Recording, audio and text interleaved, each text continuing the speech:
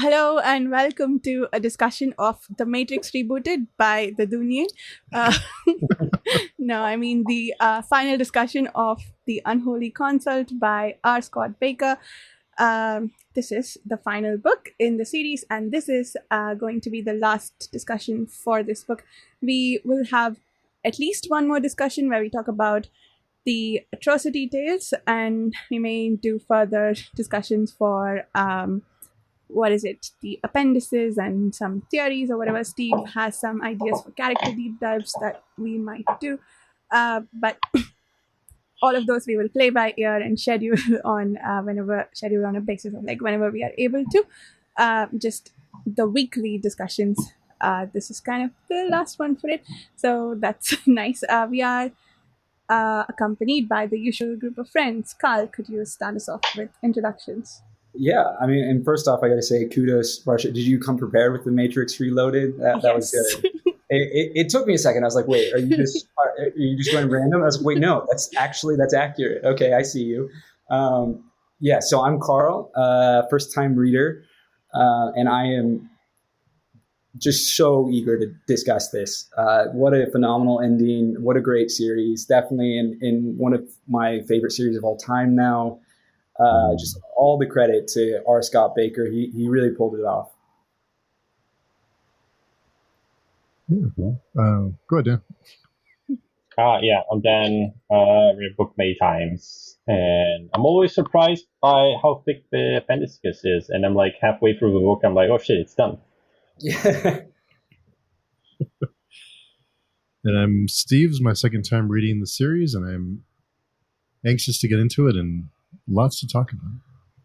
So a very quick question before we move on, which is just that, are the two short stories at the end of this, are those the atrocity tales? Some of them. I think one of them is published on his website. Okay, so there's more. There's three. There's three atrocity tales. Okay, three atrocity tales. Good to know. Okay. Let's definitely name them if they are names, just so people know if they're reading along with us. Let me get to that. I had it said on the forum with the links to the stories. I think Varsha posted it. It's the False Sun, Before Revelation of Sinail Jin, and The Knife of Many Hands. Four Revelations is one of these in here. Is that something else? The False Sun? No. Well, yes, that is in here, but Appendix 3 in my book is Four Revelations. I assume it's that one. And the third one was published in a Grimdark magazine, apparently. Oh. But you can find it online, I think. So there are four? Three. These are the three atrocity tales. Okay, I'm increasingly confused. So there's What? False Sun. I have Four Revelations after False Sun. These are two separate stories. Yeah, two different ones. Yeah, two of the three. Okay. I thought you had a different title for the one that I called the Four Revelations. The Four Revelations of Sinail Jin, but I guess it's the same. No. Okay, so that's the same one. For some reason, my brain processed that completely incorrectly when you said that. All right. Anyway, sorry y'all for that. And as Varsha said, now you have another reason to join us on Page Chewing because she linked the stories there. So go check them out. I guess there's also, actually, now we're looking at the wiki, it says there's also the Carafayan, which I didn't know about, but it's published in an anthology. What is the history of Irwa? It's like a summary of everything. But it's not written by him, it's written by some other guy that made. But that's also something good to read, because it gives you a very clear timeline of everything that happened before the first books. Okay, very cool. And that is also linked on Page Chewing, although I'm sure you can find it if you search, but just join us on Page Chewing. Anyway, so I want to start off by saying that, talking about the spoiler that I spoiled for myself, which was that the No God comes back. And I actually had that spoiled before I found out that the title of the third series that may or may not ever happen was The No God. And by my understanding, Varsha, you also had that spoiled for you. Yes, I did not get that spoiled explicitly. I guessed it by the title of the third series, because why would it be called The No God if the No God wasn't there to talk about? Can't be about how horribly they killed the No God and then we talk about it for 2 books. And it seems unlikely that it would be that the fear of this resurrection of the No God comes back. Yeah, I don't remember when. It was fairly early on. I want to say it was book 1 or 2. So I was reading this entire series expecting that it was all going to end very poorly for all the characters involved. But I didn't know exactly how or what or, who was going to live and who was going to die, if anyone lived. I was fully prepared for everyone to die, I'm going to be honest, especially with the No God coming back. But I like where we were and where we ended. On the subject also of who lives and who dies, Serwa's dead, right? Because I saw some people online arguing or theorizing that she's still alive, and I guess it's kind of vague, but I felt like it was pretty, I don't know. Personally, I would feel it cheapened her end if she didn't die fighting the dragon, but I mean, it could be like Gandalf falling down because it's kind of what happens, right? She falls down like the huge hole or something, doesn't she? There was a scene with Caius or a brother holding his sister's body. I assumed it was Caius holding Sarah's body. That's why I thought it was confirmed. That's what I thought, but I guess I don't know.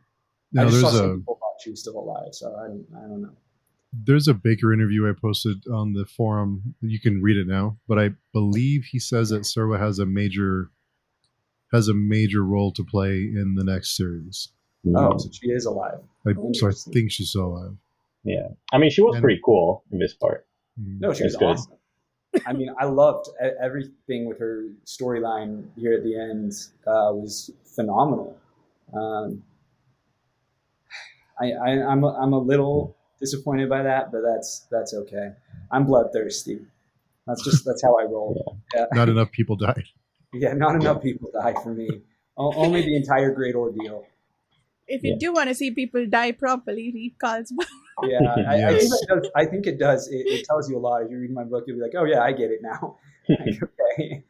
Kill off a bunch of named characters, major named characters. You're like, I don't know. I guess I just imprinted from a very young age. I think a lot of my favorite stories, just a lot of people died. All that said, still great stuff, great ending. It doesn't take away from it for me. Yeah. That whole part was very like Eowyn versus the King of Nazgul sort of fight. There's even a part which if they say something like, oh, you're not a hero or something like, or say, oh, I am a witch, which was like the same from Lord of the Rings. There are a couple of parts that I thought were very similar. She repeats that refrain twice where it's like, once he's calling her, you're just like a little girl, you're not a hero. And then at the end of it all, he finally is like, okay, you're a hero. This is this was a real epic fight. And she's like, no, I'm not a hero. I'm a witch. She repeats it again. It's so cathartic. It's just, it is great. Sorry, Varsha, you were going to say something. Oh, I was going to complain about the dragon going after her maidenhead. Not complain, but what an annoying dragon. I can smell your maidenhead. Just shut up and do something else. I know. I can't believe this is the series where even the dragons are perverts. It's crazy. I mean, they are a creature of the arc, so I guess every creature of the arc seems to be very horny. It does unfortunately fit. It conjures a lot of images that I really don't want in my brain, but it fits. God, yeah. I don't even know where do we even start from there. I have a question that can potentially, because it's kind of in the middle of nowhere, but it's fine. I don't think we'd have to do this one in order. So are the Dunyain, like the Inkoroi, made by the Ark? No. No? They're just some random sect that, randomly survived the second apocalypse and went to exile, and then it happened what it happened, right? My understanding of kind of their, I mean, I think there is still stuff that we don't know, necessarily the details of what exactly happened to them in the apocalypse and how they wandered to Ishwal, but is that they did just follow like a Genesis, like his teachings about the absolute, or whoever. I think it was a Genesis. Was it Triamus? Maybe there was a couple. Genesis? But anyway, someone, had a definition of absolute, and they essentially warped that definition of the absolute to create their cult. It's, it's kind of the classic like religious thing of like, you take these one person's teachings and then like change them around for any number of reasons, not least probably because a lot of it was spread through word of mouth, and then they created their horrible cult. Yeah. What a satisfying though reveal. That was something I absolutely did not see coming at all. And I was like so disappointed. I was like, why before that reveal? I was like, you're telling me that like the consult we built up all this time, like particularly the Inquiry, are like just like pathetic. Like they're just pitiful. Like that's all we have. And the way that it won me over was with that Dunyain reveal, where I was like, oh my God, the final big bag of the Dunyain, it all comes full circle. Like that is perfect. And then again, the parallels with the thousandfold thought and this, Dunyain v. Dunyain conversation, where a credit to Bakker, where his conversations can be, as intense and, life-threatening and pulse-pounding as any action scene. But I thought this was even better done than the scenes with Moingis, just because it lacked the like, I think as you mentioned, Varsha, when we were talking about the thousandfold thought, that like at least half of the conversation with Moingis is just recapping the story that we just read, and you're kind of like, okay, like I get it, like we just read this, we don't need all of this in detail again. But here it was none of that. Like it was like actually talking about things, and like, and yes, exposition dumping, but exposition dumping like stuff you want to know that kind of makes sense in that moment, because it is this verbal sparring going on, right? Where they're, the Dunyain nut jobs are trying to woo Kellhus. And it's, oh my God. And you're like, every single sentence, you're like thinking about it. Wait, what do they mean? What does it mean? It's crazy how much it goes on there and how many reveals there are, and twists and turns. Like it's just like nonstop. Like from the moment he enters that room, it just is one twist after another. It's crazy. I guess for context, though, like it's only been the Dunyain like ruling the consult for the last, I don't know, maybe 15 years. I don't remember something. But after the first, like the Holy War, somewhere between the end of the Holy War and now, right?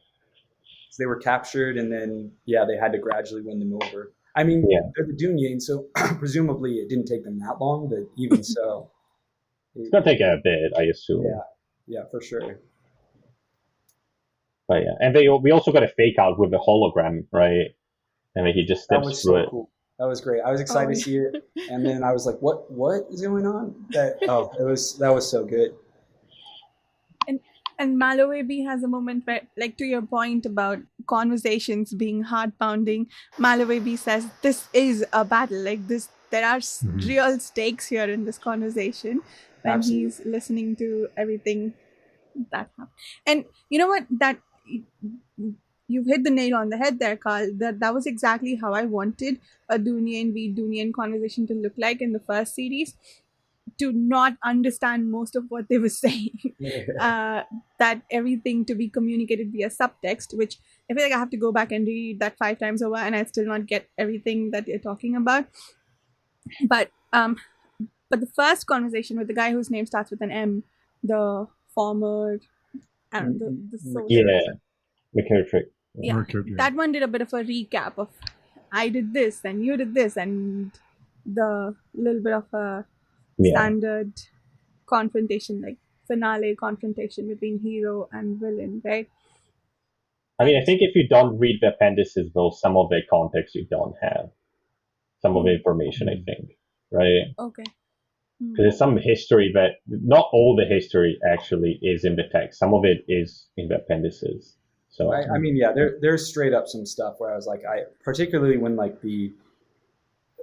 most of the stuff with the non-men, honestly, in this second series in general, was like had moments where you're like, they're referencing things that must be really important, but I have no idea what they're talking about. Which to be fair is like true to, I mean, again, talking about the Tolkien inspiration, Like that is very true to Tolkien, where he just name drops things in the Lord of the Rings, and you maybe get a general gist of like kind of who this person is aligned with, or like, oh, they're a great hero, blah blah blah, but like you don't really know. If you're a Silmarillion, right? Well, exactly, which is the same as exactly. That's what I mean. Is like it's this like additional history that is in some way separate from the story, but is like behind every corner there's like more story, and Return of the King is another book where I remember reading it for the first time and like getting halfway through and I'm like, wait, we're done? What is all the appendix? Like, yeah, you're telling me that we have like 100-page appendix? That's crazy. So yeah, it's he wears his inspirations on his sleeve, no doubt. Bakker does. for sure. I guess what were some of the revelations that were more interesting for you, or both of you, I guess? You start, Varsha. That the Inkaroi are ruled by machines. Yes, Mm. that was absolutely in my top three. I would say that was a crazy cool. The Ark is the big bad guy. Yeah, I guess. But it hasn't been blew around. my mind. Right? It's the Ark is Morgoth. It was the big bad of the story before the story. It was the big bad that set this all in motion. And even then, there were the progenitors who created the Ark. Like, okay, I mean, I guess tied with that, right, is that the Inkaroi are not even like the main race. They were a warrior race created by the big tech guys. Yeah, that was crazy. Like it really was just like this series. It's like wearing its influence on its sleeves. Like that's alien, like that's. I mean, I guess there's still things about xenomorphs' origins that are up in the air, but like, that they're like genetically engineered to be like the worst, and it's awesome. It's great. pretty much. I guess we get that they got damned by the gods because they sort of renounced them. I guess they tried to know everything, and that's why their whole race got damned. But and also I don't know if it's mentioned. I think it's mentioned here, but like their world didn't have magic. Like they say something like that. This is the first world they got that has magic. So there's something special about Urwa. Interesting. Did they say that in the book? I might have missed it. I think it says somewhere, or it's implied. Okay. Yeah, I didn't. Just like that. I think they brought the magic, the destroying magic technology, sort of the core sort of thing. But I think they brought it to Urwa. I don't think it existed before. Because I think their world, I think it says, maybe they say something like the progenitor's world was an anarchane world, just like we called up Afrital, which was anarchane, where magic doesn't work. Yeah. I thought the Korai, though, were explicitly created by people. Yeah, but I thought that technology, like that technique, was brought by the Inkaroi. I think they taught by the Inkaroi. I think. I don't quote me on that, but you can look it up. Interesting. There's still a lot of stuff. That's one of the remaining mysteries, right? What exactly are the Korai, the Tears of God? Like, how does that work? Yeah. What sort of. If you check, I think the interview that I posted has Bakker responding to some of that. Interesting. But it's not completely clear. There are some interviews where he does. I might link a forum. There's a forum post where a guy collected all the actual responses of Bakker on all these questions. And you can just go through it. It's like long, but. Give me now. Yeah. Oh, I'm ready to read it. Yeah. Oh, and now Kayuti was the no god. Kayuti was no god.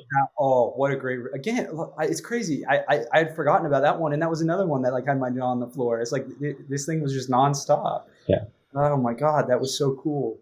So all the flashback that we saw about him marching through is them being, brought to the sarcophagus to try one after the other to see which one would work. It's crazy. We've just gradually seen his storyline over the whole series. And just found out how it ended. That is wild. And it's interesting that I think wasn't Naokayuki that had a brother. He had I don't know if it was like a. Oh, I'm trying to remember what's the term for a brother that's a clone of you. Because like a twin. A twin, yeah. He had a twin, right? Yes. I don't remember if he was stillborn or not, but there's definitely a parallel with him And having it, right, a twin in Kelmomus, and then both being an Trimber, right? Wait, Yeah. so also it just occurred to me. So I guess Maybe. it really is just Sammy in his head. It seems like it was, because Ajokli was Kellhus, right? Yeah. But Which I was both surprised and not surprised. It was so gratifying to be like, okay, clearly that was Ajokli in the vision. Ajokli did have plans for Kellhus. What I did not see coming was Ajokli was one of the heads, one of the decapitants on Kellhus's belt. That was crazy. And then he's in Nair too. It took me a while to understand what was going on there, but I guess he'd been there the entire time too. Maybe he just inhabits him at the end when he dies, because I think it's implied that souls that die but are strong enough can become like demons or gods in the afterlife. So maybe he sort of got, inhabited by a Joker and they merged into, because it's also implied that demons are not just like, or gods are just not one entity. There's like a mix of souls. Because we saw when there was the demon, the vile angel that went into, at the beginning of a fight, that when he sort of disappeared, he kind of burst into a bunch of different entities. So I think it's sort of implied that demons are like a conglomerate of many souls, with maybe one soul kind of wrangling them together or something. I don't know. It's something to do with that. It's not super clear, but okay. Then sorry, go ahead, God. No, you say what you're going to say. Oh, I was saying then, does that explain Kelmomus and Samarmus then? That they were a demon in some form, because they're basically one soul and it was difficult to separate them. That's interesting. I guess in some ways that's also the kind of precursor, the foreshadowing for the idea that you can have multiple souls inhabiting a body, which true. I hadn't fully registered. A lot of the stuff around the possession I was sort of confused by, and I think I pieced out most of it by the end, but like there were still things like, how long had Kellhus been possessed? Like the gods see in four, dimensions. So like, are they? Yeah. Has Kellhus in some ways always been possessed? Was it the moment where he was on the circumfix? That seems to be the moment, right? But like at the same time with the gods, you would think if they exist in like four dimensions that it. Well, he's not possessed. Kellhus is Kellhus, and Jokli is on the outside. The only reason when he gets to Golgotra, though, it's so thin between the inside and the outside that he can emerge through Kellhus and actually go into the real world and affect things in the real world. Just like we saw the other demon, right? That when he went into Golgotra, that suddenly he could. That said, Kellhus definitely did go to the outside and yes, with the Jokli. Yes, but it's not clear if Kellhus, like he made a deal with the Jokli, right? But it's not clear if a Jokli was playing him or if Kellhus, like what was going to happen after a Jokli possesses him and then takes control of things. Where we got a split power. Was Kellhus going to go to the outside and a Jokli switch with him in the inside? Like it's not clear exactly. Right. Who was playing who. I do feel like a Jokli was ultimately playing him. At the same time, Kellhus, type of person, he probably had contingencies in place. Like a part of me wonders if even now he has contingencies in place. I mean, he's dead. But I wondered. No, right. But like he could have a head somewhere else. Yeah, exactly. Maybe. Like that was a theory. I had just wondered if he had contingencies, if he had thought, what happens if the no god wins? And then I saw someone online post a theory of like, well, what if, he has the heads? Like, what if he has stored his soul, a part of his soul somewhere, Yes. Or like has prepared something for that. So I think, I think that is a possibility. All the possession stuff is murky, and it's not. Yeah. It doesn't need to be explained. I like my magic to be mysterious, but it is. yeah, I'm unclear exactly on what some of that is. It does though, however, make it seem like Kellhus wasn't lying when he said he was going to save everyone's souls. To my mind, I think his deal was that he was going to literally, as he says, conquer hell and essentially make it so that they're not tortured for eternity. Oh, really? I thought he was going to rule hell and he's going to take everything for himself.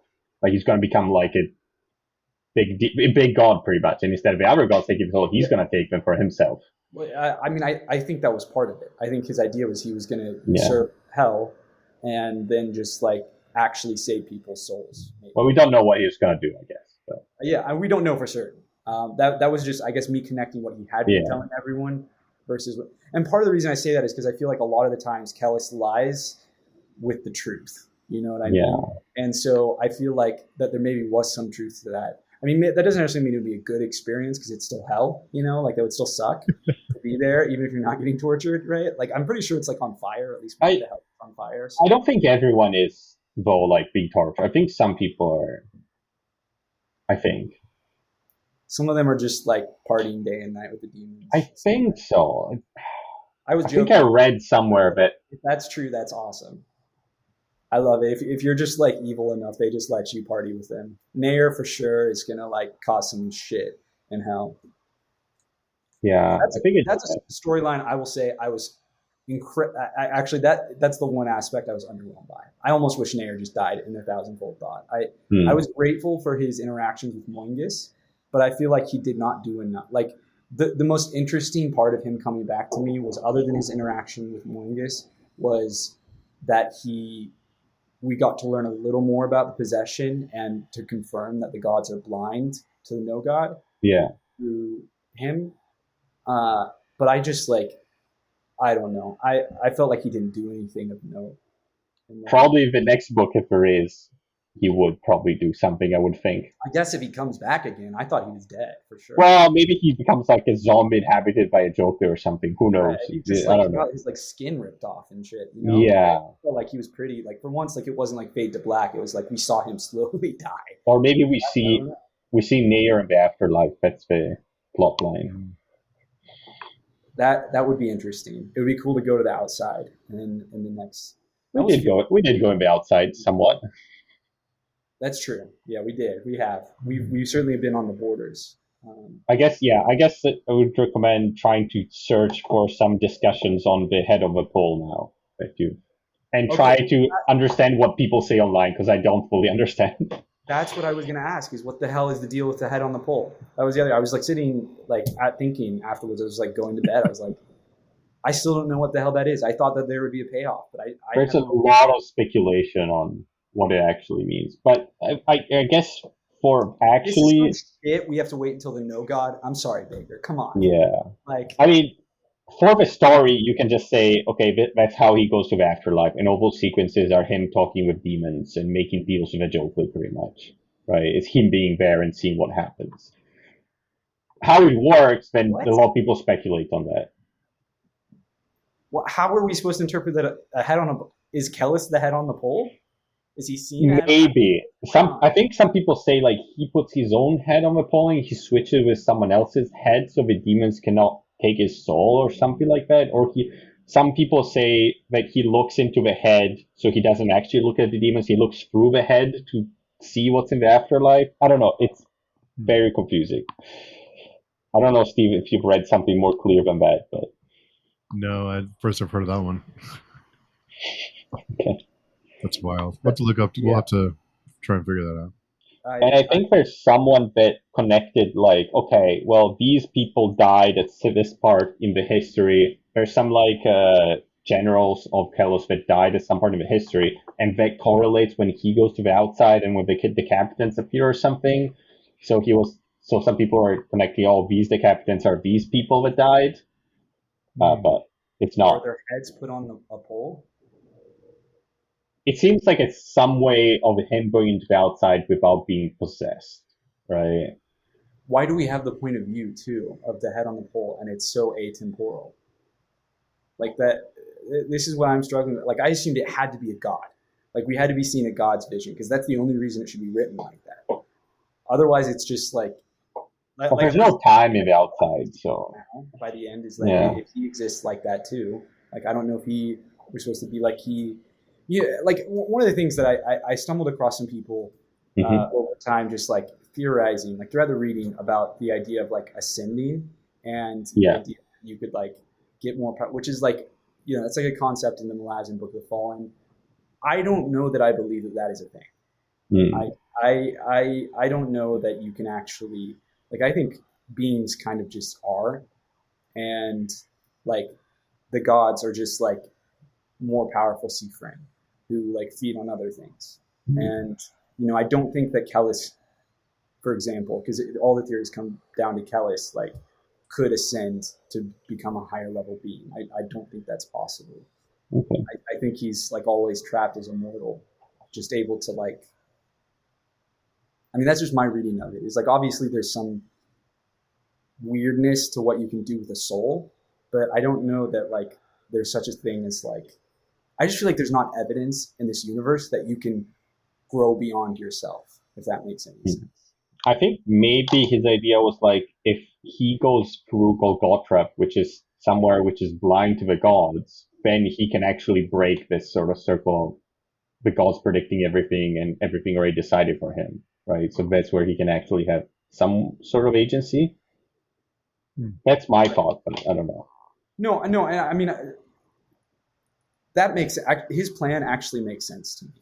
Like weirdly, after seeing it all, I was worried that it was going to seem like nonsense, but I actually followed the logic through it all, including to what I thought was conquering hell to save the souls of the people who were there. Like it all makes sense, especially knowing that like the gods don't see the no god, and so which again makes sense with what the hell is going on with Kellhus. Yeah, Barsha was predicting it last time. So, I'm not sure anymore that's why they can't see him, right? Like unless that's why pre-written that he's going to be the no god, and that's why they couldn't see him. 100%. Because because it's not linear. So something. If he was the no god in the future, he always was the no god. Yes. So it means they can never see him, right? Because we already assessed that with the White Black Warrior that time is not linear. Like your gods already see everything in the future. Everything is already sort of happened. There's some weird consistency there, right? Yeah, that makes sense. I was wondering if the reason they couldn't see him, and that's why it made him conducive to be the no god, was that he's two souls in one, and Kellhus said that he flip-flops between the two, so maybe the gods don't sort of latch on, or they're unable to latch on to either one, assuming that the souls are the unit that the gods see when they look at the world. It could be, actually. I haven't thought about that. But... Couldn't a Jokli see him, though? No. No. Yeah. That's why he managed to surprise... Like that's how Kellhus died, basically. It was he surprised Kellhus / Jokli because Jokli didn't see him. He was like, and also literally, I didn't get this at first, but I think he was literally standing like right in front of a Jokli. Yeah, and the Jokli didn't see him, and then Kellhus finally like got control again and was like, Kellhus, what's? And then what got are you doing? Yeah, he sort of I mean, but you can also see it in the previous books with the Narindar when he's spying on the Narindar. He says stuff like, oh, he sees when there's people, he's sort of like, oh, he hides and he's some sort of possessed by something. When people are gone, he sees him become like a normal person, kind of. So it's like, what's going on with that? But he's the only one that sees that because the no god acting Floor Jokli doesn't, or not the no god acting Floor, the gods through the Narindar don't see him. So we're at a point now where we know for a fact that we don't know what the no god is. Like this isn't something. So I'm curious what you guys think the no god is. The theory that I've read that makes the most sense to me is that the no god, because it says it collapses the subject and object and achieves the absolute. So what I've heard that makes sense, a lot of preambles, is that he's like a super advanced computer that's why there's only 144,000 souls. It's because that's the limit that he can compute to calculate everything that happens to these souls. So he can see why they do everything, so he can achieve the absolute, and this way break from a cycle of the outside. because he's predicting everything that's going to happen to these souls, and if it's more than that, he can't deal with it. So he needs to get to that number, and then because it says something about code, they say something about code in the actual book inside the no god. So I think it's something to do with that. 75% of that makes sense to me. The 25% that doesn't is how does that cut the world off from the outside? Like he just does? Like he can just do that if he can calculate everything? Because I think it breaks the cycle of like the absolute, because then the no god can affect things outside the what I guess predicted and seen by the gods. So these souls are not bound by, because if every soul becomes sort of like bound to the no god, or like I don't know, predict by the no god, or within the no god influence, then suddenly the gods cannot perceive them anymore. That again almost makes sense to me. You're filling in some holes, but to me, then the big hole in that is that wizards or sorcerers automatically go to hell. It's not the gods who decide that; they just do. Yes.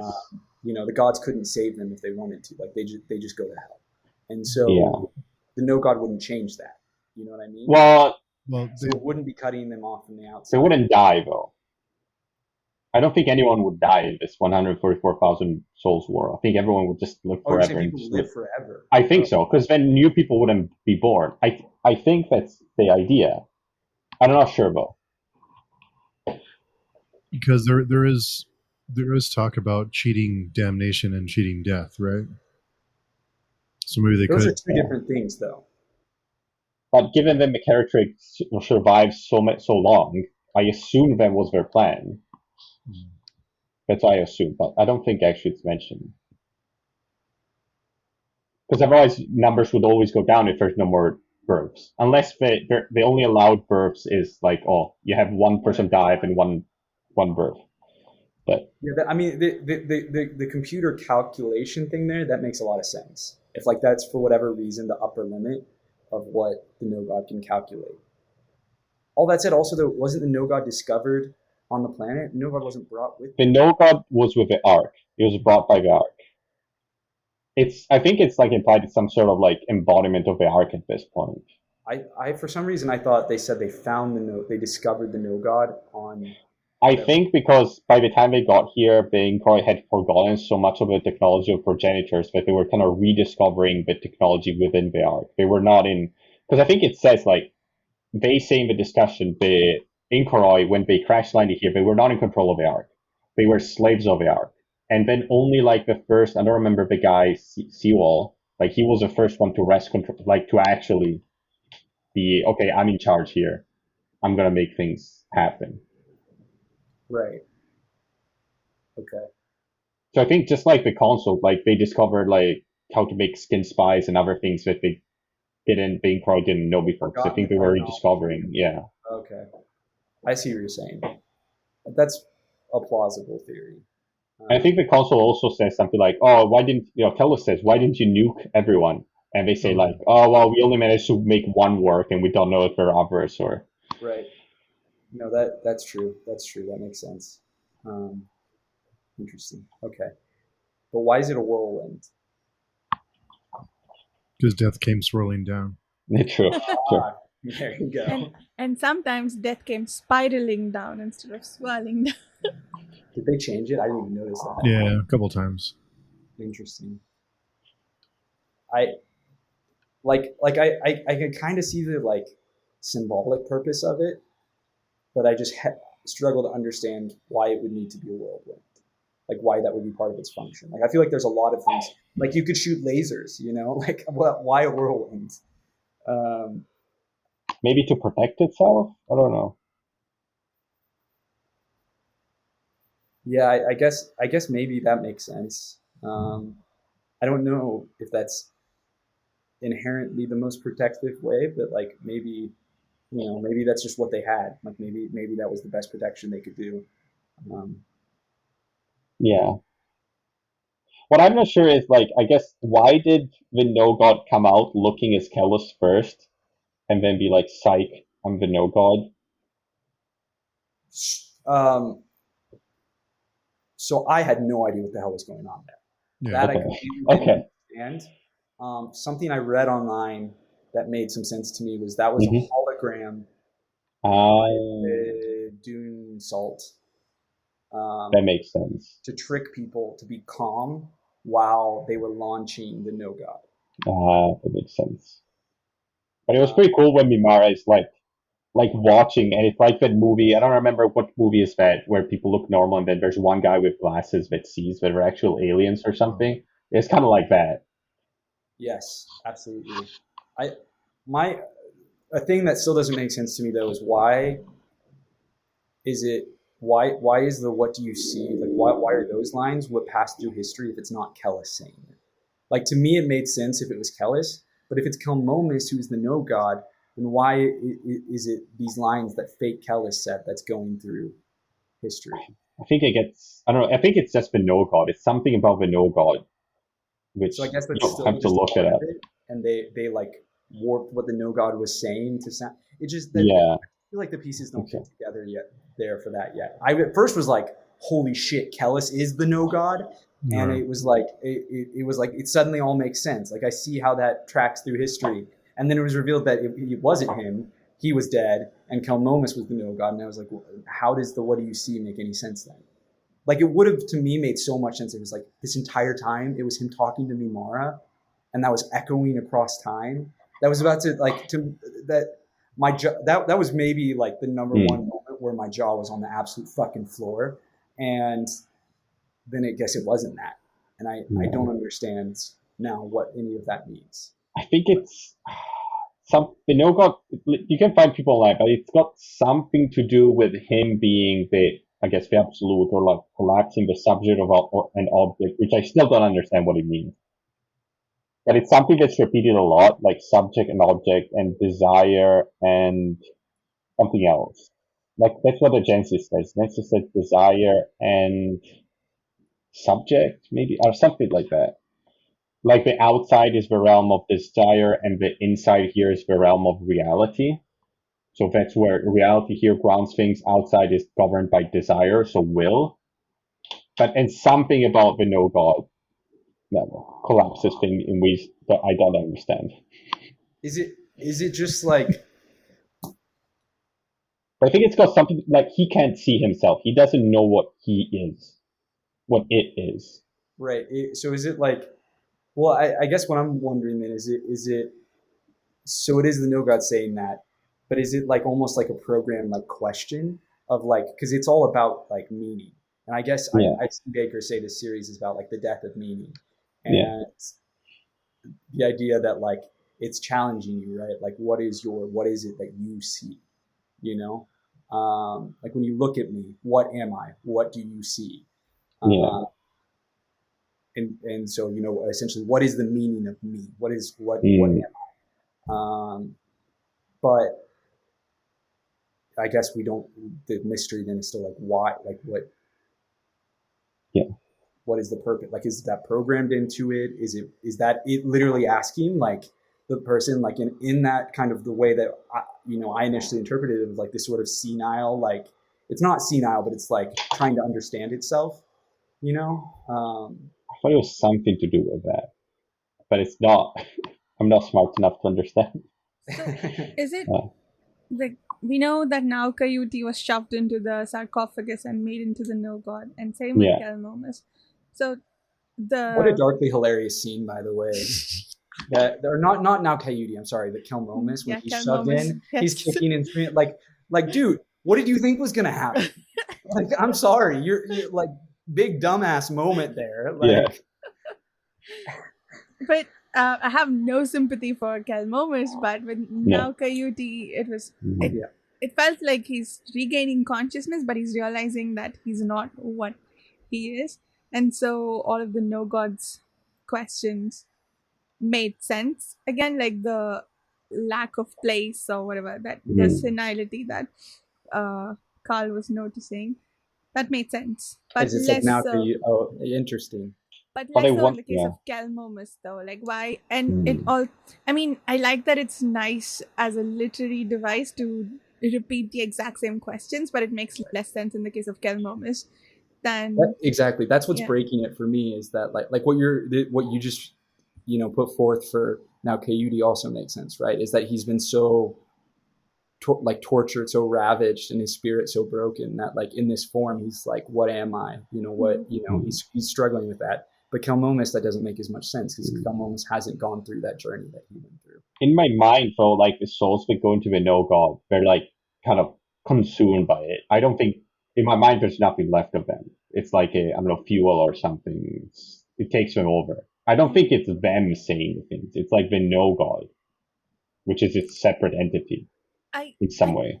Kind of want Kellhus to be alive in there somewhere. I don't know where the third series will go, but I have a feeling Esmenet will have a mothering role to play in the no god's future. I was so happy to see that she survived. I really thought Esmenet was doomed. I was like convinced that she was going to die. I was like, there's no way she makes it out of this, but she really did. And Mimara too. And Mimara is now like Jesus Christ, I guess, but we didn't really see where that's going. So I don't know. That's interesting. I did see another theory that this whole thing is leading to them succeeding, the no god succeeding, cutting everything off from the outside, and then Mimara essentially doing like a New Testament and starting like a whole new like reality for the world, and essentially like redeeming humanity. Maybe, yeah. But I don't know exactly how all those pieces. There were a lot of missing pieces in that theory, so I don't know where that would go exactly. But creating new meaning from a meaningless universe where like you had essentially the gods starved, right? Because they got separate, cut off from everything. And then so there are no gods, there are no like Sifrang feeding on people. And so now it's like creating a new, or at the very least, there are no gods feeding on people. And now there's like a new chance, like a rebirth in a sense. For humanity and for all lives. It's interesting you say though, the question of like, is Kellhus alive in there, right? Because we don't know what happens. Like, I feel like it is similar to what you're saying, Dan, where it's like the gods consuming souls. It seems like probably that's what the no god does to its corporeal inhabitants, like soul. Could be like the Amiolas. Maybe it's like there's two souls. It's like sort of fusing of the souls, maybe. And what I'm getting at is like we don't know what happens to those souls that get consumed. Like surely they don't cease to exist. If you think of like using the wheat that gets chaffed and made into bread or whatever and eaten, right? Like we shit that out. Like, so what do gods do with the souls, right? Is it just sitting in their stomachs, their cosmic stomachs? Like what's going on? I'm gonna link you there was a whole post on a forum that was, I don't know how long ago, it was very long, about some guy doing his theories on what souls are and like arriving at some conclusions that like souls are like, I think divided in 3 parts or 2 parts. Like there's the mortal soul in the outside, and then it gets imprinted like some sort of a ledger when it passes through the real world. So it all starts with the God of gods. So it's all like one single soul, and then it separates from it. It goes from the inside, it gets marked, and that mark differentiates it from the God of gods, so it cannot go back. And that way it gets it merges back into other demons. It was like a long, interesting post, but interesting, yeah. It was a lot of speculation, obviously, but it made some sense. It was kind of interesting thinking about it that way, because there's a lot of the things that you read about people speculating on this. It's like they have no proof, but it's interesting to think about. Think about following that logic and seeing, okay, they see that and see what ends up. Just like, okay, well, if a no god is some sort of self-moving soul that can predict everything that comes before it, so it's not influenced by anything else, so it knows what it's influenced. What would that be? Like, what does that imply? Is that why he says, what do you see? Because he can't see him. I don't know, like, I'm trying to think what that would mean. If everything, all your emotions, all your thoughts, you know where they come from. The problem there is that, again, that is an inherent paradox where that would freeze you theoretically. You would not have any drive to do anything, which I was so satisfied going to theories that my fucking theory from book 1 that Bakker was smart enough to be aware of the paradox in Dunyain's philosophy that their pursuit of something was still driven by a darkness that comes before, which Kellhus explicitly says here. Yeah.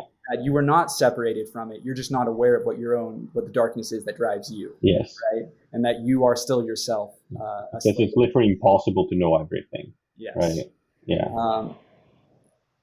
And it's the same thing with the no God. Like, how would that, like, it still has its programming if we're going off it being a computer, right? That is making it do these things.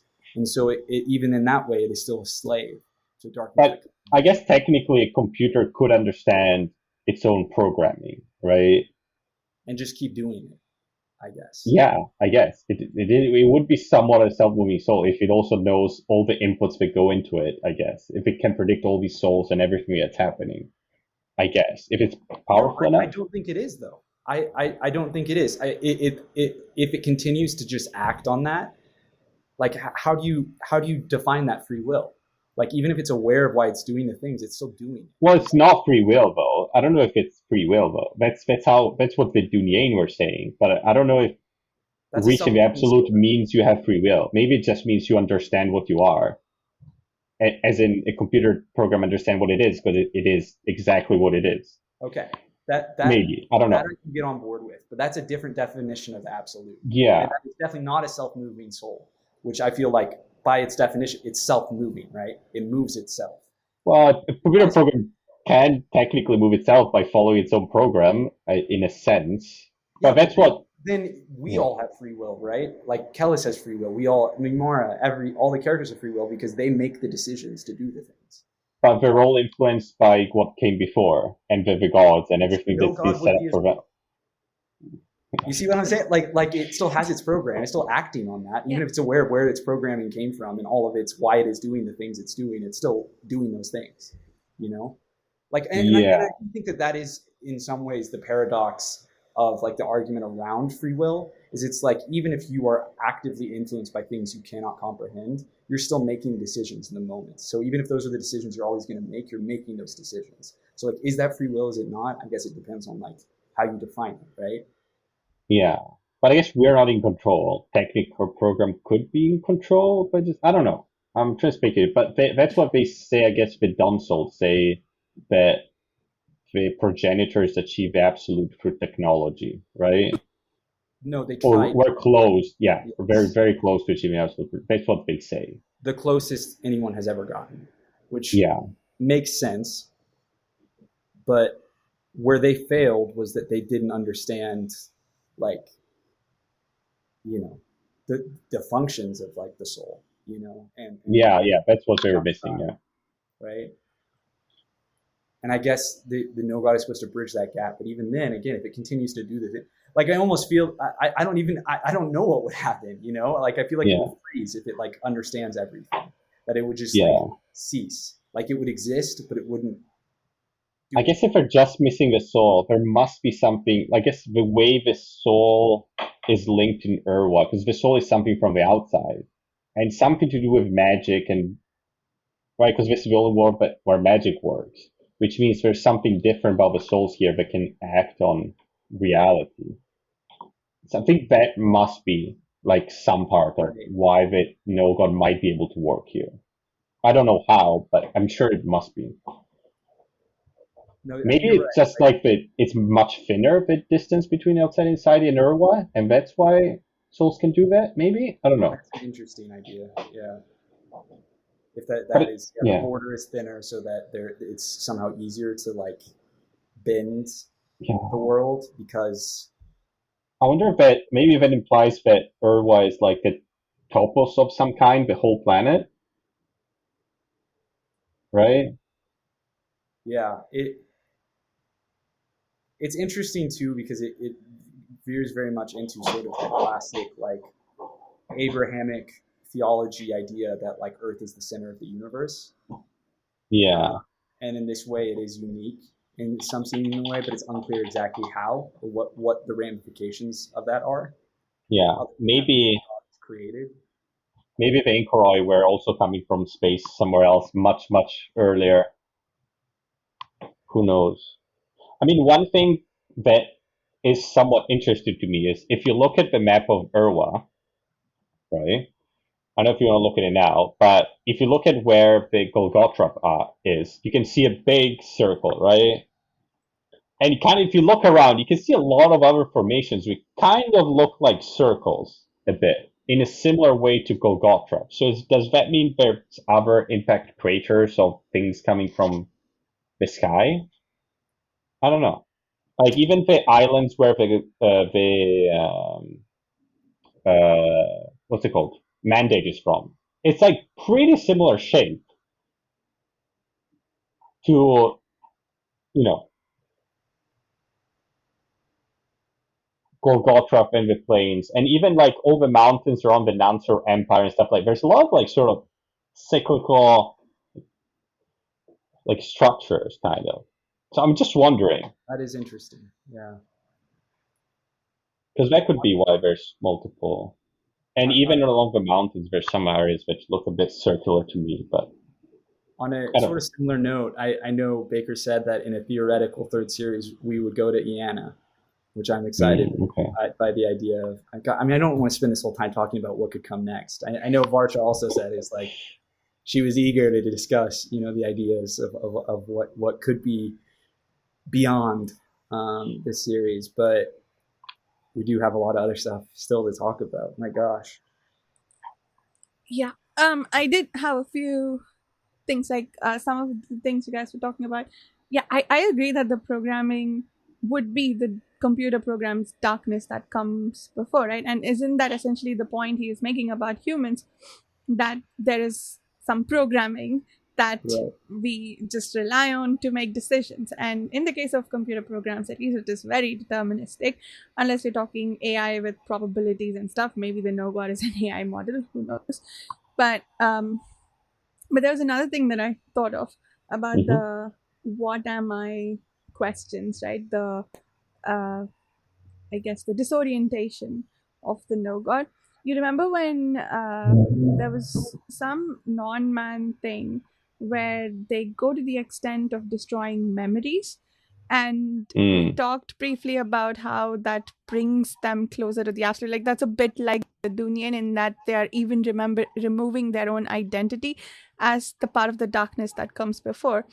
So do you think the no god is created with no sense of identity, or at least it knows enough to be aware, to be self-aware, but not actually have a sense or memory of its own identity, and that's why it's starting with these questions about what the heck am I, where am I, and what do you see? Maybe. That is a really interesting idea, and actually kind of ties into something that I was wondering as Dan and I were going back and forth earlier about the idea of like, okay, if the no god with its 144,000 at that point becomes like a self-moving soul, if what that means is then it does become fully aware and goes against its programming, and so it is supposed to do all these things maybe, and maybe at that point it does just cut off the outside world or whatever, but then it essentially acts as a sort of god and like rewrites, it goes beyond what it was originally intended to do, I guess is what I'm trying to say. And I don't know if that would be a good or bad thing, but like, the idea that it would in some ways like rewrite the laws of the universe and, move beyond what it was, right? Where as it exists, it's sort of just like death. And that if in its final form, it evolves beyond that to become something else. I guess because probably the console doesn't have any control over it, I guess. Right, exactly. It's like that would be the end product, is no one could control it. And it just does whatever the hell it wants to do. But even then, you would then have the question of, well, what is it? What is then the darkness that's motivating it, right? Is it the history? Is it then ultimately the history of all that came before it and its creation? And like, witnesses all this suffering and decides to, I don't know, do whatever, like you can think of the obvious, like hopeful version of it, but there's, potentially just a more tyrannical version of it. Like, I don't know. Interesting thoughts. And similarly, right, like with the judging eye, that the eye judges, but the God of gods seemingly has no will. It just is. And so how does that fit together? You know what I mean? Like a lot of still open questions. Yeah. I feel like the judgment, must be something inherent in Irwa, something, it's just like seeing someone has long hair or, Right. whatever. It's just like a real thing. Can that change, right? Like I guess that's part of the theory of like the no God, right? Is like, could the no God change the fundamental judgments of the universe if it reaches that point? I Like feel if like it's cutting off the world from the outside, can it then go beyond its programming and do more than that? And I make think it so that, like, for someone was example, suggesting that it can change at least through Mimara, which supports your Jesus theory. Because someone was saying that Mimara, because she's seeing from the God of Gods, can actually be like an agent of a god in some way and actually make changes on the reality of the soul. And I think it's got something to do with the way she was telling about like when someone's dying, she's like, "Oh, I absolve you" or stuff like that, because she was trying to. What's interesting about that too is that it's like it wouldn't be like, in some ways she is like, I don't even know if agent is the right word, or the other word that comes to me is avatar, but I don't know if that's accurate. And that the God of Gods doesn't have a will, but Mara herself does, and that she acts through the God of Gods like power, to impact things, which is an interesting interpretation of like the idea of Jesus Christ, right? As like this mortal who uses divinity to like do an act of mercy, right? Is kind of the idea of, the crux. And then you get, in theology, things get blurred. Is like, is Jesus just God? Is blah, blah, blah, Father, Son, Holy Spirit, all that stuff. But like the idea of that Mimara, maybe the God of Gods isn't, is just judgment, right? Isn't even like Old Testament God, as, in Christian theology, maybe think of it. Like, it's not angry. It's not like, it just is. It's more like nature, like the concept of nature, right? And that Mimara could, through her own mortal will, rewrite reality too. That's just me bouncing off of what you were saying, Dan. I think. There's a lot of in the series. There's a lot of like flipping the prophet role on the other way around. It's like, the prophets are not people speaking, other people about the gods. It's the opposite. It's ways for people to speak to the gods. It's like, like inverse prophets. I think it's mentioned a couple of times. Like Mimara and Kellhus are kind of like inverse prophets in some sort of way. Kellhus explicitly calls himself that. Yeah. He was someone to go to the gods to speak to them of the mortal will. Yeah, because the gods are blind to. I guess they don't care what people want, right? They just their own thing. I'm in such a weird position with Kellhus at this point, where I because there is still some ambiguity around him, where like he's done a bunch of things that are inexcusable, but a part of me wonders, like, was he still in some way pursuing the right thing? Like, was it just tyranny? Or like he's an evil person, but like, was he actually trying to save people? And then also, part of what I feel conflicted about too is like, is it super satisfying to see him just get fucking played by this god? Or do I want him to have this contingency in place? So theoretically in a third series, he still has something going around, even if it's not him literally spiritually still being around, but there's some sort of like, he has this plan to deal with the fact that, like, why would he trust the god? Like, this is the god that's known as the liar, the trick, like a jokely, like, well, that's the last person I would trust. You know what I mean? Kellhus is like the smartest person in the world. So why would he just like knowingly go into that without a contingency in place? I feel like he has to have a contingency, but I just don't know what that looks like.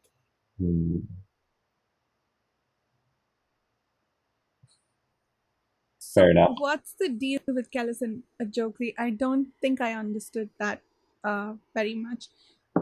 He has Ajokli as a decapitated head hanging from his waist, right? So how is Ajokli still alive? And is it implied that they made a deal together and Ajokli is supposed to help him out at this juncture? What was going on there?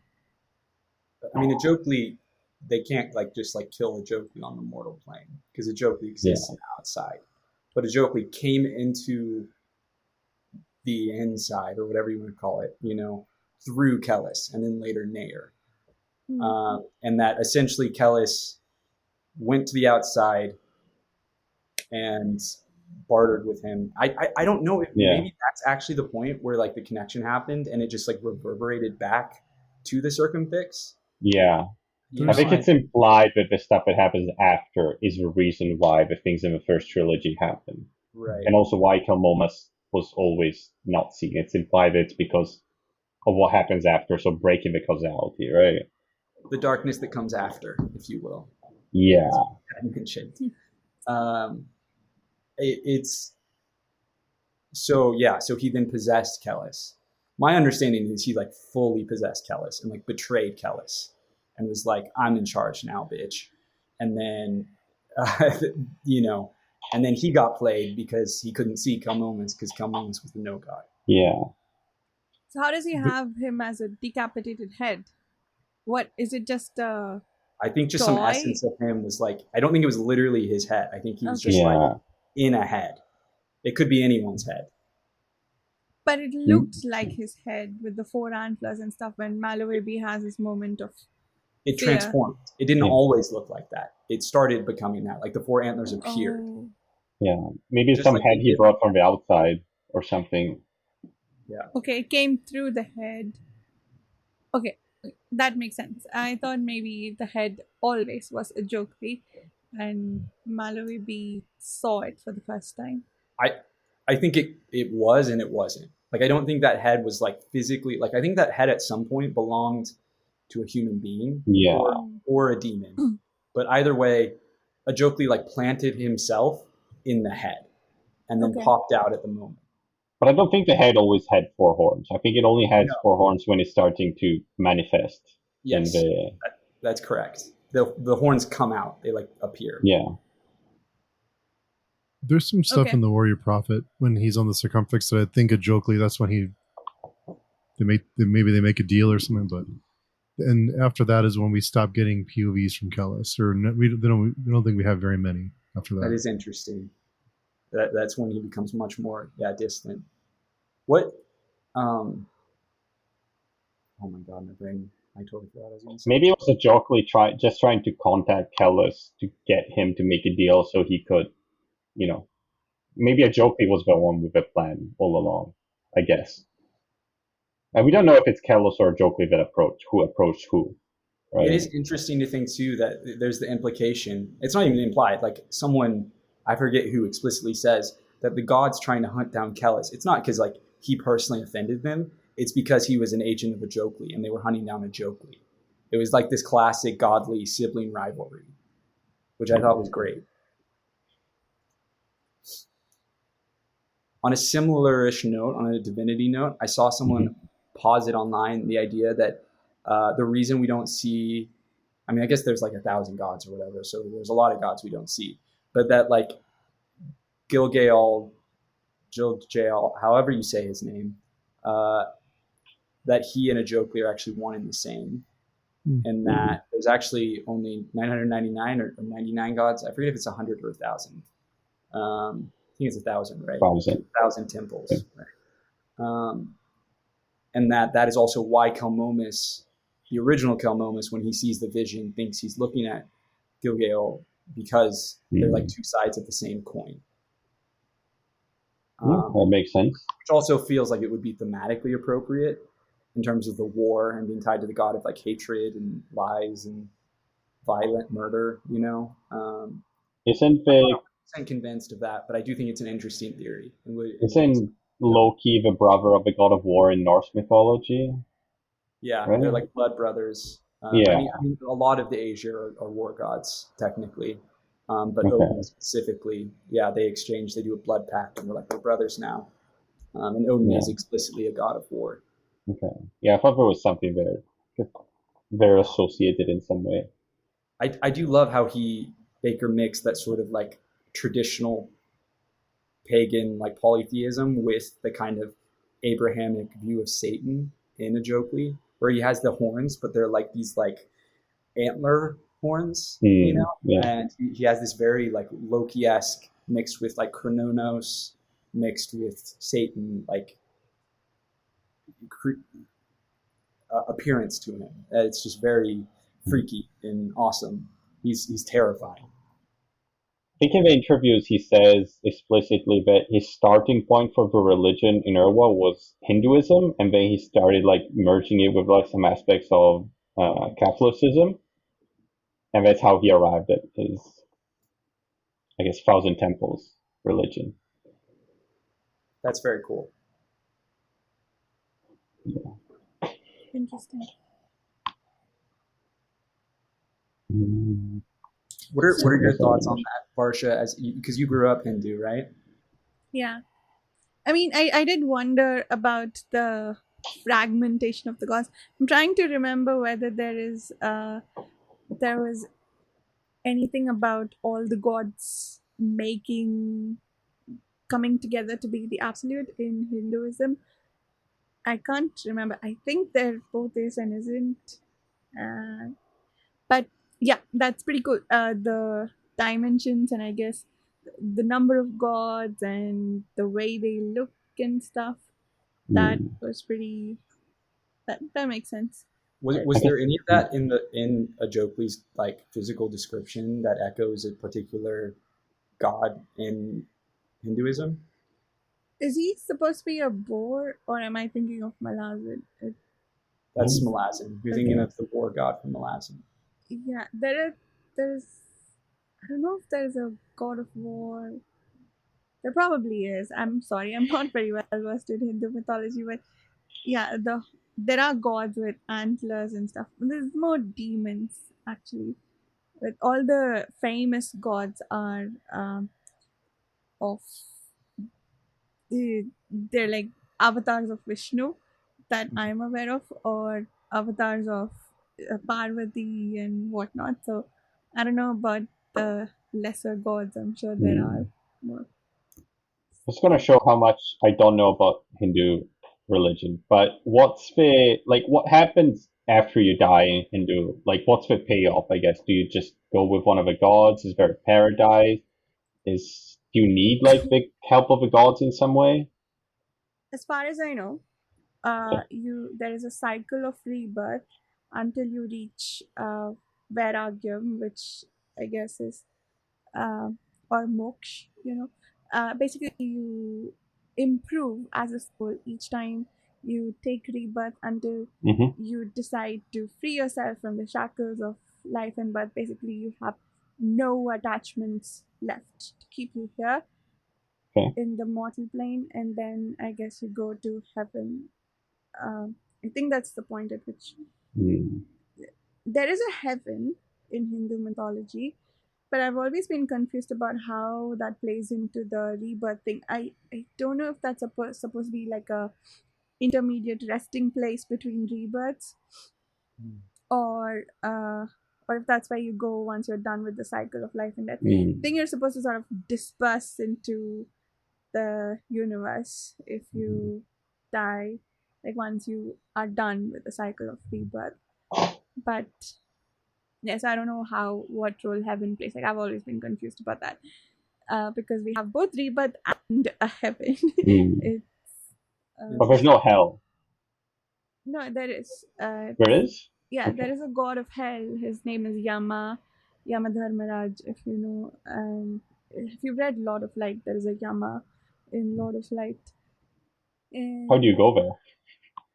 I think that's a good question. I honestly don't, like, maybe you get tortured for a while and then you go. There are circles of heaven too. There is a book that writes about it. And I don't know if any of these borrowed from mythologies like Christianity that came late, like the 7 circles of hell, or did they borrow from the Hindu mythology? Oh, Hindu came before. Yeah, Hindu came before. Well, Hinduism is definitely older. Yeah, but some of the stories might borrow from each other and come later, right? So I guess it's not unified, right? Hinduism with one single doctrine, like the church. Yeah. And you'll hear the same story, different versions of it in different parts of the country too. I know like 3 different versions of like one of the mythologies, and depends on whose grandmother tells you the story, you might hear a different version. Is there a specific written down like book, like the Bible or the Quran or the Talmud? there are several books. There's the Vedas. I think those are a lot of the mantras that are chanted during any ceremonies. Okay. There are the Puranas, which I think tell stories of the origins of the gods. There's the Mahabharata, of course, which isn't the Right. story of the god. And Ramayana, the epics that were written down by sages. Right. There's some, yeah, there's a lot. I'm sure Upanishads. There's a whole lot of holy scriptures, and I'm sure some of them all contradict with each other too. I mean, yeah, that's a classic, right? Like the Bible has stuff that contradicts within itself. Same thing with the Quran. That's kind of the classic.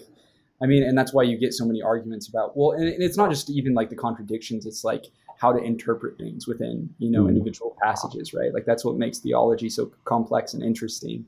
And even me, like as an religious person, I find it's very fascinating is like, are those contradictions and those debates about what exactly this means and,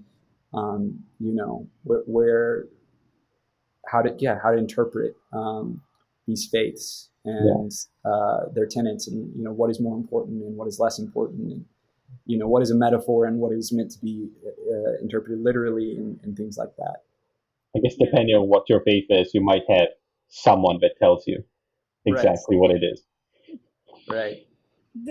I mean, in terms of Hindu mythology, the Jokri Gilgal being the same god makes sense because, I mean, I'm completely embarrassed about this, but I recently discovered that Durga and some other goddesses are incarnations of the goddess Parvati. Like, it depends on the mood she is in and what she's doing.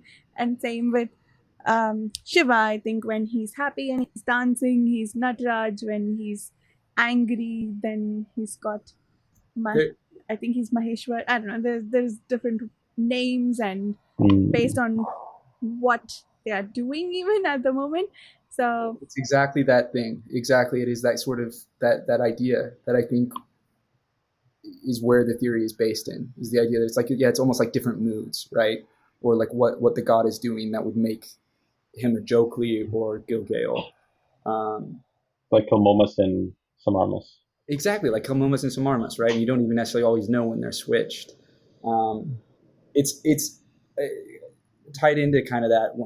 Something I saw someone point out, which was really cool, is that a Jokli is explicitly like his two big things are like hate and deceit, and the two people he embodies, very literally, are the master of deceit, Kellhus, and the living embodiment of hate, Nair. Yeah, true. I just was like, when I figured that, I was like, whoa, that's like, dude has been thinking about it this entire time. Like, that's what's crazy to me to think about it. Now you all have the benefit, of the rereads, right? Of like, he's been like, these gods were around the entire time. He knew they existed the entire time. He knew a Jokli was, playing these games with Kellhus the entire time. It's crazy to me to think, with all of the moving pieces in these stories, that he's had this, I can't wait to go back and reread at some point and just see all the foreshadowing and all the working pieces moving behind the scenes. Like the gods in particular in the first trilogy, I'm curious to see like where they're potentially influencing things. It's kind of like sprinkled in things, right? It starts to ramp up in the second trilogy, but it's kind of like bits by bits, right? You get a bit more. Oh no, we lost Steve. He said he has to go to bed. Oh no. Unfortunate. Right. Well, we'll get some more Steve later. Yeah, I mean, we're gonna have other discussions on this. So. Yes. For sure. Oh my God, we've been talking for now like an hour and a half, and we haven't even gotten into. There's so much. One thing that struck me was the default damnation that you get with the sorcerers, and we find out from the people who, well, the Dunyain are damned because they're just horrible to everyone around them, but apparently the Inkuroi, or the progenitors of the Inkuroi, they were damned by default because they got too close to the absolute. Yeah. So it seems like any messing with the sorcery is arguably a way. I don't know what getting close to the absolute means, but I interpreted that as whoever's in charge, the god of gods, doesn't like it when you start to figure them out, and so you're damned by default. Yeah. What do you guys I'm think of pretty that? sure Kellhus said himself, Bakker said himself, not Kellhus, that the sorcerers are damned because of how they kind of rewrite existence, and they do it in a way that's it's not the gods doing it, which is kind of allowed, I guess. It leaves a different mark. So it's kind of like you getting dirty by going in the sewers or something. You know what I mean? Yeah. Yeah. It's not a judgment on what they do. It's just altering, I guess, reality in a non-permitted way. So the god has rules and you're breaking them, and one of them is that speaks a bit of the tree of knowledge and like the forbidden fruit and whatnot. Yeah, it's like a natural, I guess, Yeah. right? But it's not even like willful, right? If as Kellhus describes the god of gods is right, is like the god doesn't even have the will, it just is. Like, and so that's just natural law, we might call it, right? And like what we associate law is like it's the product of man or whatever, you know, like it is willfully created. This is just, it just is, you know. Even the gods, you know, lowercase gods are not like they can't change that. You know, this is just an aspect of what it is. I'm 100% on board the Fonim train of like. Yeah, they were right all along, right? Yeah, like the Fonim were right all along. I think that their faith speaks most accurately to my point of view of the series and the metaphysics and how it all works. Maybe there's Zomi too. They kind of got some ideas, right? Like you don't want to deal with the gods. No. The only mistake they make is in prescribing like a sense of like mercy or goodness in the God of gods, where it's like the God of gods is beyond that. The God of gods just is, you know. It's not. It's neither good nor bad. It just, you know, it's everything. What I'm unsure is like the Cisarim. Are they damned? I guess they must be damned because other sorcerers can see them, but their effect of sorcery is not seen because they use like I think maybe it's because they use like emotion, which is more closely tied with the soul, and so the outside, so it's somewhat more natural, maybe. You know, that's something that would have to be explored in the third series, I bet, because like, what is the difference there? Well, like, why is it that they don't have a mark? Are they damned too? I would assume yes, if only because the gods are them. But you know, I don't know. But maybe the change they inflict is like sort of more natural, the way it's coming through the emotion of the soul, as opposed to like the emotion of the whatever thing is in the inside that's anchoring the soul to the inside. Right. Which is maybe like the intellect might be what's, you know, of this world. And if you use your intellect to change things, then it's, I don't know. There's people talking about it, but it would be interesting to see what the exact difference is. That's one I'm kind of disappointed not getting more information about the Cisarim and why they don't bear the mark. But yeah, hopefully maybe third series. Sorry. I'm gonna look at that interview. I think Bakker mentions it in that interview I posted in the forum. About Cisarim? Yeah. My laptop is maybe about to die. It's plugged in, but it is battery is not charging. Oh yeah, there's also another post here, spoilers from a Bakker AMA that you can also read now. I may disappear and then reappear upon my phone. So just I don't know what's going to happen. Hopefully this doesn't destroy. I'll try and look at this interview to see if I can see, because he did mention it. But yeah, there is unlike the Gnosis and Anagogus, Suka seems to have come from humans directly instead of non-men. No, that's a different question. But that's interesting too, I guess. But Suka is non-cognitive. It has no truck with warring versions of reality, which is why it possesses no mark and remains invisible to the few. Okay. Not damned, then. Everything comes down to meaning in Irwa. When source is representational, utilizing either the logical form, like the gnosis, or material content, anagoges, of meaning to lever transformations of reality. The psuke utilize the impetus. Practitioners of the psuke blind themselves to see through the what and grasp the how. The passion of a Caesarean call it the water. So it's yeah. I guess it's it's got to do with them not cognitively making the magic happen, I guess, but emotionally make it happen. Interesting. And it says here it has no track with warring versions of reality. So probably what sorcerers do is affect reality in a way that it's like making different versions of reality like clash against each other because it's not how it's supposed to be. So by imposing their will, maybe they're just like getting marked themselves. Like that's why everything is also the effect of sorcery is marked because it's not natural. So the Caesareum don't bear the mark, so they are not damned, but they are sorcerers. But they can still be damned by the gods, I guess. The balance of the soul thing. Well, the Caesareum still has a mark. The Caesareum itself still have marks, right? They can be identified sorcerers, right? I'm trying to remember. No, the Caesareum bear no mark. Oh, even themselves? Okay, then yeah, that's probably why. Then maybe they're safe. Interesting. I wonder what Mimara would see if she looked. Would she just see their like mortal sins? Or would she see... It's also interesting that she looks at Esmenet and she sees like an angel, like someone pure. True.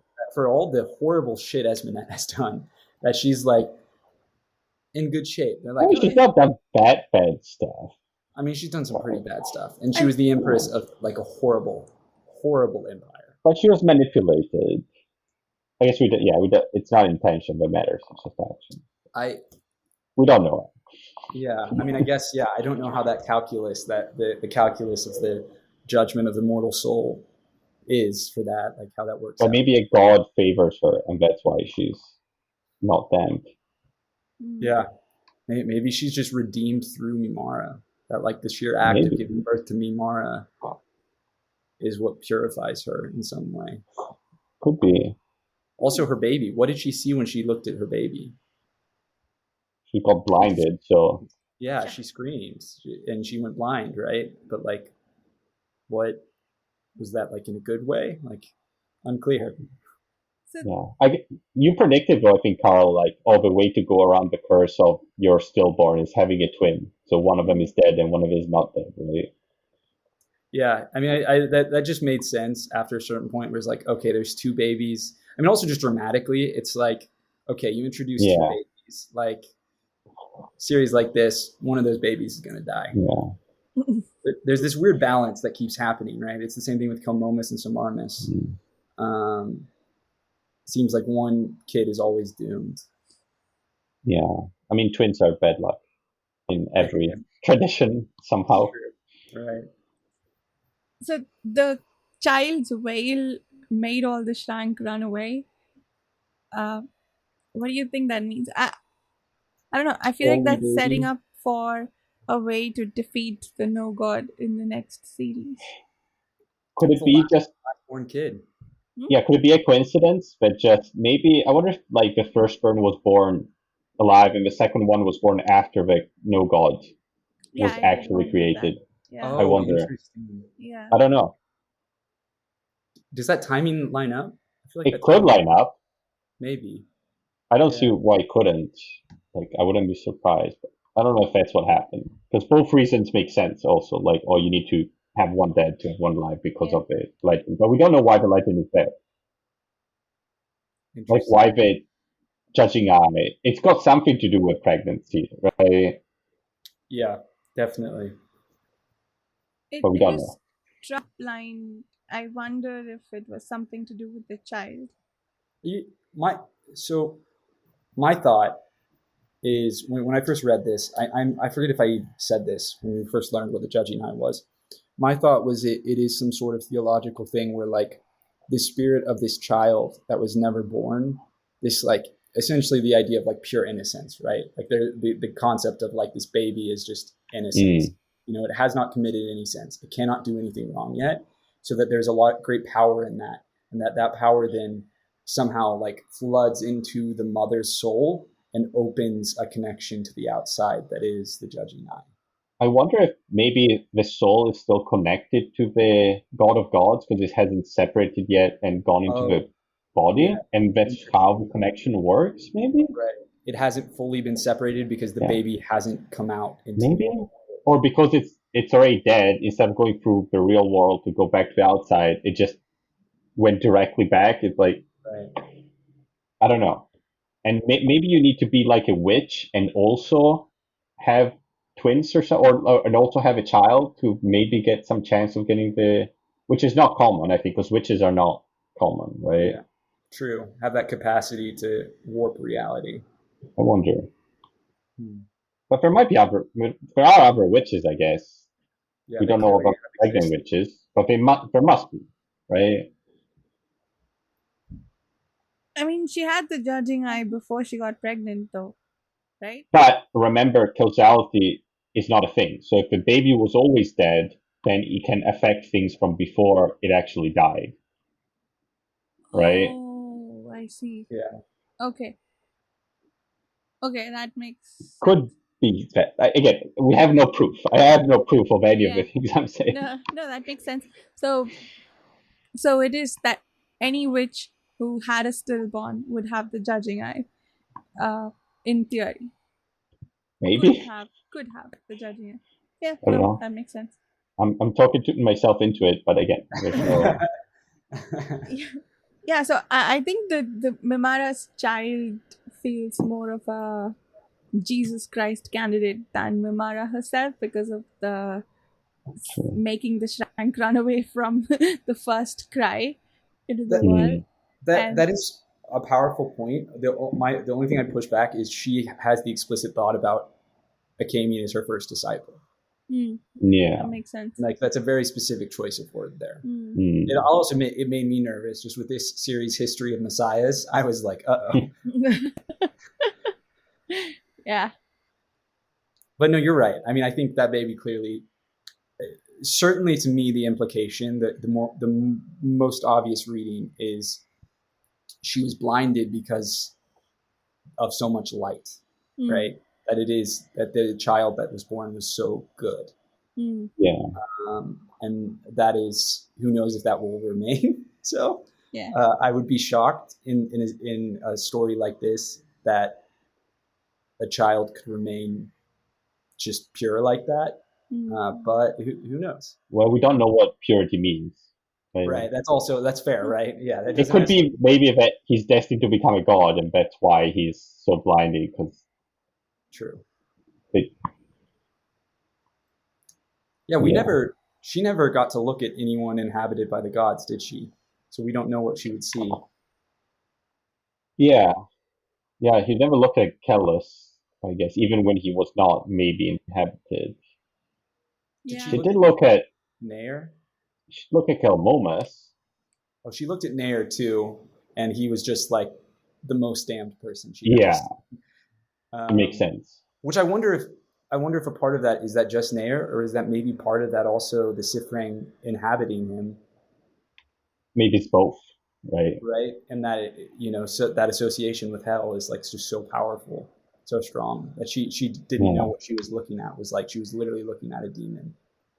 Yeah. I wonder if Mimara ever looked at Kellhus with a judging eye.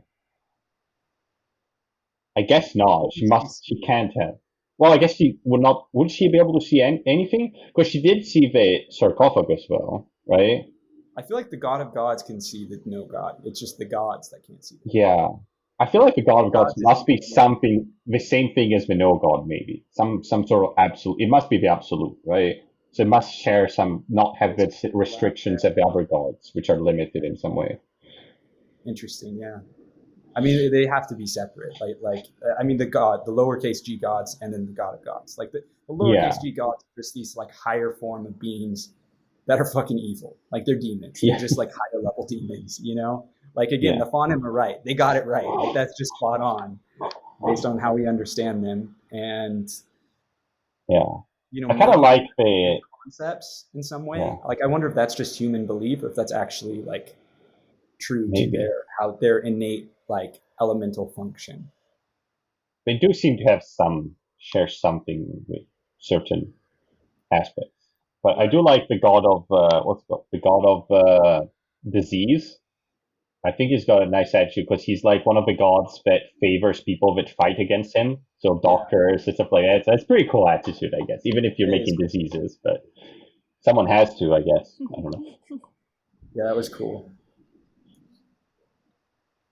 What are your thoughts on Achamian and Esmenet's ending here? And Achamian, rising up at the end, kind of being like, this is the moment I have lived my entire life for.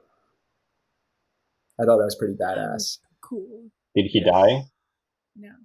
It's unclear, but knowing Bakker, even when it seems like they die, the characters don't die. So it didn't seem like he died, so I'm assuming he's good. I mean, a lot of sorcerers died and remaining ran away, right? Because didn't they? That's how it ends. Is all the sorcerers getting picked off. So I guess theoretically Achamian could be part of that, but I doubt it. Yeah, because doesn't the whirlwind just pick up all the Kore and then shoot them everywhere? It's pretty cool. Crazy. It is crazy. Because I was wondering before, because they took out the Kore from the sarcophagus, right? So they could put Kellhus in it. So it doesn't have the Kore when it actually goes out. But then it sets them up. But then Kelmomus didn't need the lack of Kore that I thought they were shoving Kellhus in. And so I don't know if they put them back though. But they were mistaken the entire time. I mean, they thought Kellhus was the no god. They were just wrong. Yeah. The entire time. Which is curious. What role do you think the Kore played in the creation of the no god the first time around? I think it's just protection. Yeah. I think it's entirely protect because it's not part of the core. It's part of the carapace. It's the outer shell. So I think it's simply a matter of protecting it from magic. And that's why the laser was the only thing that could kill him, because it's not magic, right? It's technology. Yeah, I am increasingly of the opinion that the Heron Spear is just another laser gun. Yeah. Like, there's nothing special about it. They just happen to get a laser gun, which they could use to kill the no god. Which shows you how fragile potentially the no god is, too. Like, I hope, the next series doesn't just end with someone picking up a laser gun and shooting it. Like, that would be anticlimactic. It does make sense, though.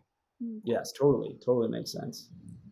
The scene of the birth of the no god I thought was really cool. Like, we've seen that in Achamian's dreams. Not quite the part where, like, immediately all the births happening around the world are stillborn. Yeah. And the writing there about how the mothers knew that it's more than just having a stillborn child, that it sort of reverberated from before. They knew what was going on. They knew that the no god is back. That scene was absolutely brilliant. That was so good. Yeah. I was so glad he did that. He pulled back and showed the world, like, just the whole world knew. It was just they could feel it all. Like that was what we wanted to feel, the gravity of that situation. And everyone is also like, oh shit, that means everyone else is dead in the Great Ordeal. We're kind of fucked. Yeah, they're like, right? They failed. And then the Great Ordeal shits its pants, and they all start running away. Yeah. I mean, they must be all dead, because the Shrank were also then coming from the other direct. It's like, I can't, maybe the wizards are somehow survived, but I can't believe anyone else survived. Maybe the Dunyain. I am, what do you think about the Skilvendi amidst all of that? And then tied into that, maybe where they go next. I've seen some people think Moingus is going to lead the Skilvendi. I don't know why they would, other than that he's his father's son. Like, he's an outcast among them. And Nair said that on his body. But Nair said, follow what he says, otherwise I'm going to fuck you all up. Right? That's what he says, literally. Dead. But if but it's Nair. I don't know. That's true. I mean, I bet someone would still turn against them, but maybe then Moingus just like wins them by killing that person, because it's not like Moingus isn't a badass himself. And we don't know that he hasn't killed anybody. He just doesn't bear the scars for them. Right. So he is not of the people, though, so he doesn't know their traditions. And right. That's what they need. The Skilvendi didn't do much. Right? They just went there and watched. I'm here for the colonizer to come in and fix their fucked up culture. I mean, not that his is much better, I will admit. He doesn't, I don't know, but like they need to get off their It's a bit better. oh God, pro consult. Like they have about the worst culture imaginable. Like we just rape and pillage and subjugate women. And it's like, it is just so extreme, you know, it is like the most extreme form of like patriarchy and warmongering and raping imaginable. There's just like no room for compassion, which is absurd. Like even horrible warmongering cultures in like our history, most of them have like room for compassion, and the Skovendi just don't. They just suck. They're the worst. Yeah. They worship the no god, right? Before, so in the past, are they worship? We don't know, but as far as we know, or I guess some implications. In the past, they did. In the past, they 100% did. Yeah, I guess. Yeah. Currently, I don't know about that, but in the past, yes. So, do you think they'll just pick up where they left off, become a no god cult? That's what I was wondering. That's kind of what I was getting to when I was asking that. Is like, what do you all think like they're going to do now in the apocalypse, the second apocalypse? Are they going to be team? Like, again, if Moingus is power, I feel like Moingus is not going to just like go quietly, right? And be like, yeah, let's all just be team no god. Also, the Dunsalt, are they all dead? They destroyed. I don't think so. Didn't they? Who? Did they destroy this Golgotha? I don't think it destroyed Golgotha. I think it's stronger than the Whirlwind, I think. So they're still out there. They're the last of the Dunyain, I guess. Yeah. I guess we won. What maybe is Orax still alive? Yeah, he didn't die, did he? No. So there's one more. There's one last Inkaroi. He's the last of the Inkaroi too. Yeah. Wow. I mean, he seemed pretty sad though. Yeah, he was miserable. He loved his brother. Yeah. Do you expect him to be this snivelly little? I expected none of that. I did not expect him to love his brother. I did not expect him to be that pathetic. I expected none of it. It was crazy. And was it implied that he had a former deal with Kellhus and was like, yeah, I don't care, and then shoved his face in something? Because Orax had a moment with Kellhus, like, this is not what we agreed to, because his brother died. He's like, I think he was saying to McCarrick, maybe. Yes, right? Okay. I thought it was to Kellhus. Okay, never mind that. Maybe it was something like, "Oh, we'll serve you, McCarrick, if you keep us alive." Kind of. Did McCarrick get killed? I don't think so. He just gets ignored, kind of, right? I forget if Ajokli like finished him off or not. I don't think so. I wonder, why do you think when Ajokli manifested in himself, why did Olvikore just drop on the floor and anchor? You know what I mean? Oh, clearly he had some power over them. But how? Because they're not affected by magic, right? Because Vikore. Gods don't wield magic. But he's beyond that, right? Like divine magic is different. Like that's why, like. I get. Is it? We don't know. Well, yeah. I mean, there seems to be some delineation. I don't know though. I mean, yeah, it is an interesting question. Yeah. I mean, the Yatwar's stool was able to bear a Korai, right? So. But it's a human. That's true. I don't know. It's kind of maybe it's not magic. Like if it's a god doing it, it's not magic. Maybe. Right. It's different. So maybe reality is natural. God says it is, so they're not really warring versions of reality. Yeah, and the core just, assess reality. They just make it so reality doesn't change. So yeah, that makes sense. That makes sense now that you say it. Yeah, that makes sense. There was a really nice line about death. I forget whose POV it was. Maybe it was Mimara. That existence is death. Everything else, you're just sort of, I don't know. I got the sense it was something about, or am I misremembering it from a different series? I don't think so. I think it was here. That effectively, like I am severely paraphrasing it, but like you're basically collapsing the probability curve at each point by making decisions. But then when you die, you're part of the earth, and you continue to exist. So you exist when you die. And that's what defines your existence. Interesting. I don't have the quote handy, but I thought that was a very interesting thing for her to say. That's when you sort of leave your mark on the world, though it's not. Like, that's not necessarily how we think about it, right? True. I was thinking right now, maybe we should assign each of us like homework and be like, oh, you research that thing and then come back and tell us what theories you read about that specific thing. I like that. Let's do this. Let's create a forum thread and give each other things to research and come back and talk about when we do those. Yeah, because there might be too much for everyone to look at everything, right? Yeah. And I'm gonna read that big ass interview that you mentioned. I wish someone did audio versions of all of these so I can listen to them while I. Well, the interview I linked was kind of short. There's a different one in the forums. I think just maybe you can just go to the are they called the Second Apocalypse forums? I think so. Or the 3 Pound Brain, is that just Bakker's blog? That's his blog. Okay.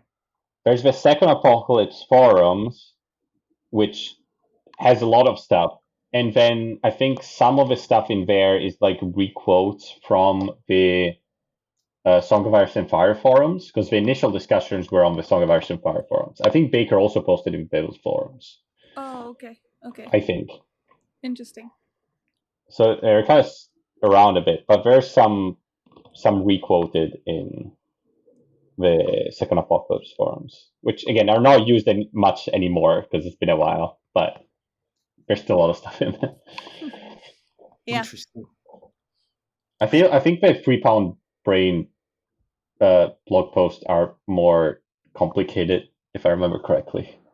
They're more scientific. They get into like neuroscience and more like philosophical terms. I tried to read some of this stuff, and it was like you just have to like know, like you have to be there's knowledge you need to have going into them. They're not explicatory. Okay.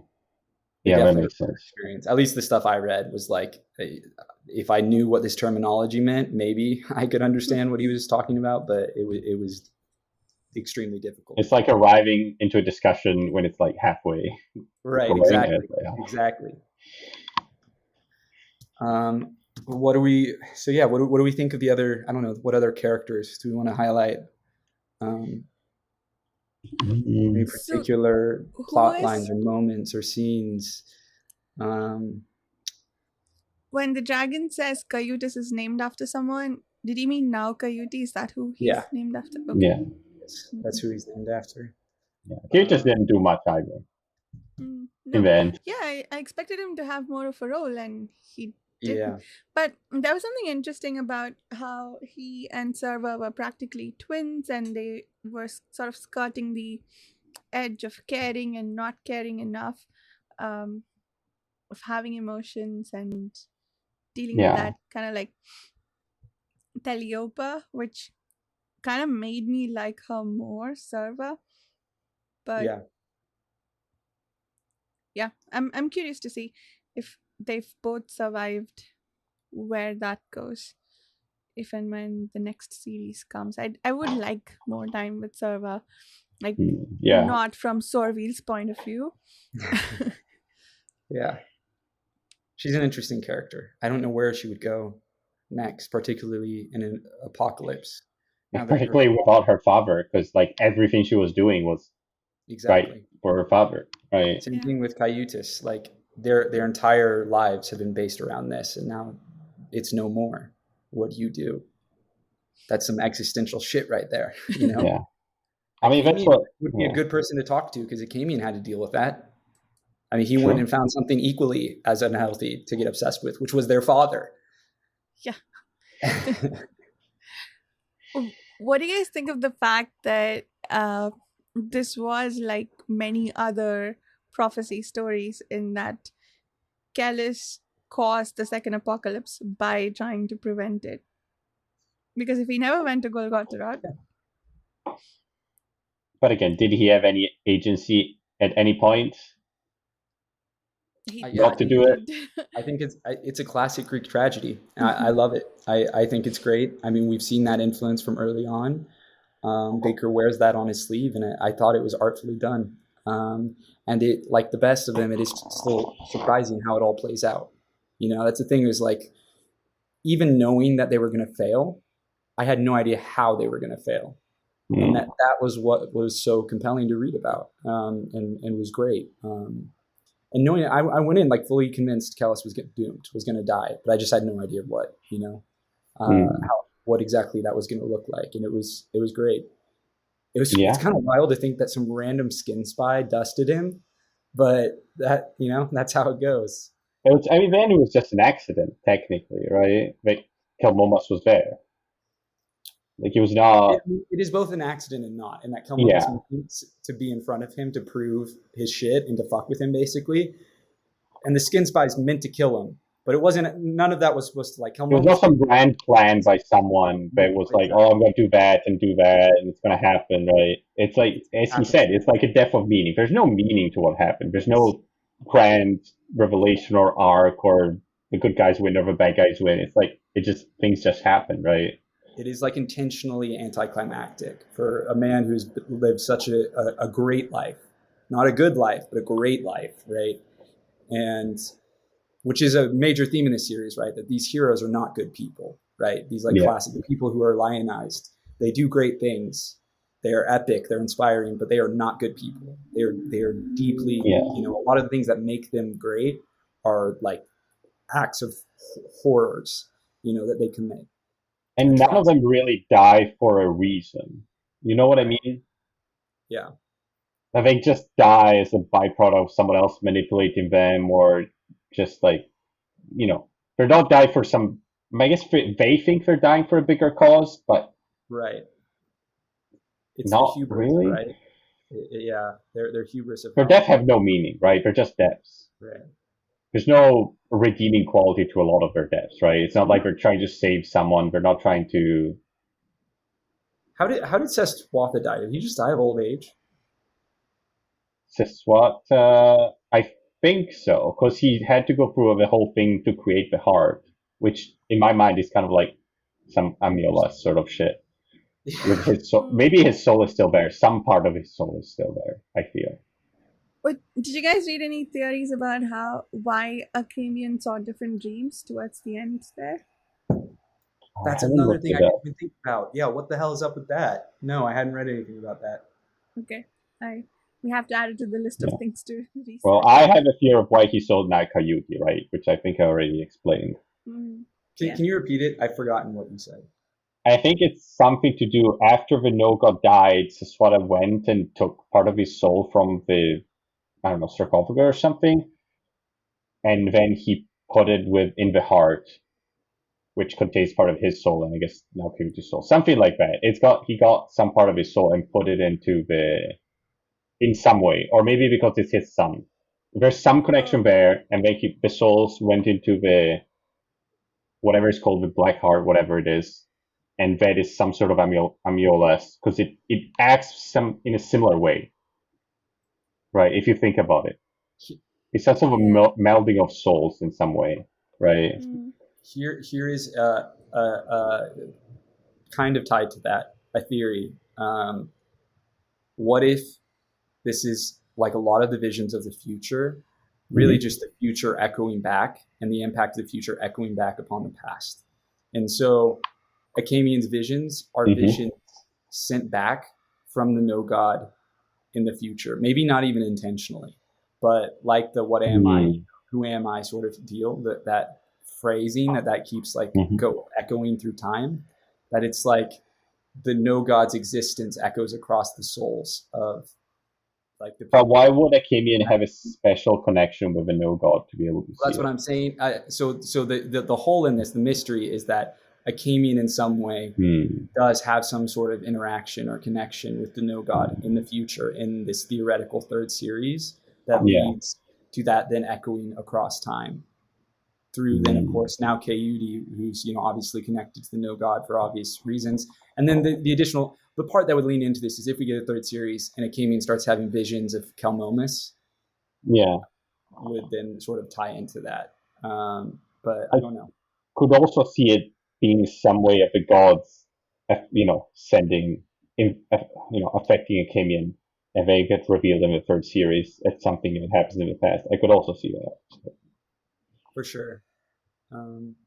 Any vision, right, is potentially the gods interfering. Potentially. I really want to go back and read the circumfix scene now. That's one of the big scenes that I wish I don't have the warrior prophet with me. I want to go back and just see. Maybe I can see if I can get at a library and just read through that and see Kellhus's visions and like what is it? Is there a head on a pole there? I don't know. What the fuck? I don't think there is. I'm trying to remember. I'm gonna hunt Bakker down and have him tell me what the hell head on the pole is. Try to look through the forums, I guess. There must be. There's a lot of theories about the head on the pole. A lot of people are like, what the fuck is the head on the pole? Understandably. It's one of their... And Sarva had a moment when she was fighting the dragon that she was this place, right? So again, with the people equals place equivalences, and I don't know what to make of it. Talking about hubris, to me that just again speaks to the same Anasurin Bor pride and the sense that they are beyond the person. It is them getting very much caught up in the moment. I am of the opinion that is, there's some truth to the idea that they are greater than your average Joe, but again, greatness, it comes with this cost, the cost being the people are massive assholes. And, I kind of feel like that's maybe a bit like she was doing good things there, killing that dragon. But I also think that she has an enormous ego that probably needs to be checked. That said, she probably did the single most badass things, like multiple of them here in this final few chapters, from saving Acamian and all to... she got torched like multiple times and came out alive. It's pretty impressive. All right. Do we have any other last things we want to talk about or move on to quotes without Steve? No, I tried. Gone too soon. The blasphemy. Yeah. Well, I guess, what did you both feel, now that it's finished, you have everything that's being written. What's your final judgment on the thing as a whole?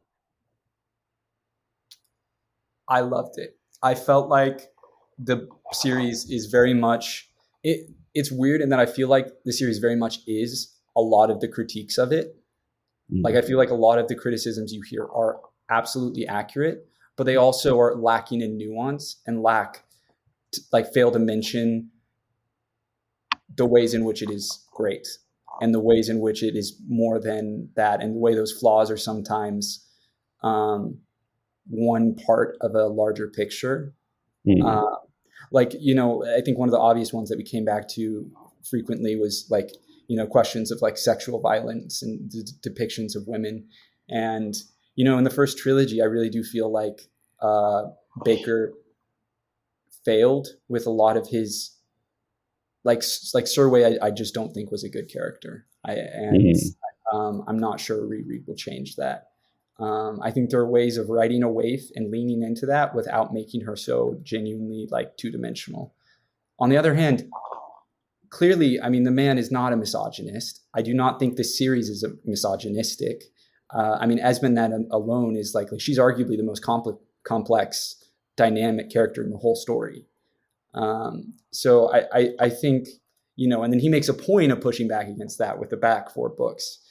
That said, I do feel like the series sometimes leans too hard into trying to be grim and shocking and abhorrent, to the point of it just feeling dude, you're just this is, it's not even impactful. I think of always the scene in the first trilogy that I of the 2 little boys who are watching Mathonet leave. This is in the Thousandfold Thought, I believe. And we watch one of them get kidnapped, I think, at the end to be raped or something. And the other one is runs off, barely escapes, I think is what happens. Or even he gets killed. I forget exactly what happens, but it's just this horrible scene that's with 2 characters who don't matter at all. And it's why is this? We've seen this. We know children are abused in this world. This isn't anything new. You're not adding anything to the story. So in that way, again, I feel a lot of the criticisms level of the series are true, but at the same time, that is so far from what the totality of this work and it is easily among the most complex stories I've ever read, like regardless of medium, regardless of genre. It just has so much to say. There's so much depth to it, as evidenced by the fact that you can get so many rereads out of it, Dan, right? And it has wonderful characters too. A lot of very thematic works have flat characters. Not so here. There are some really wonderful characters, really wonderful storylines. The prose is great.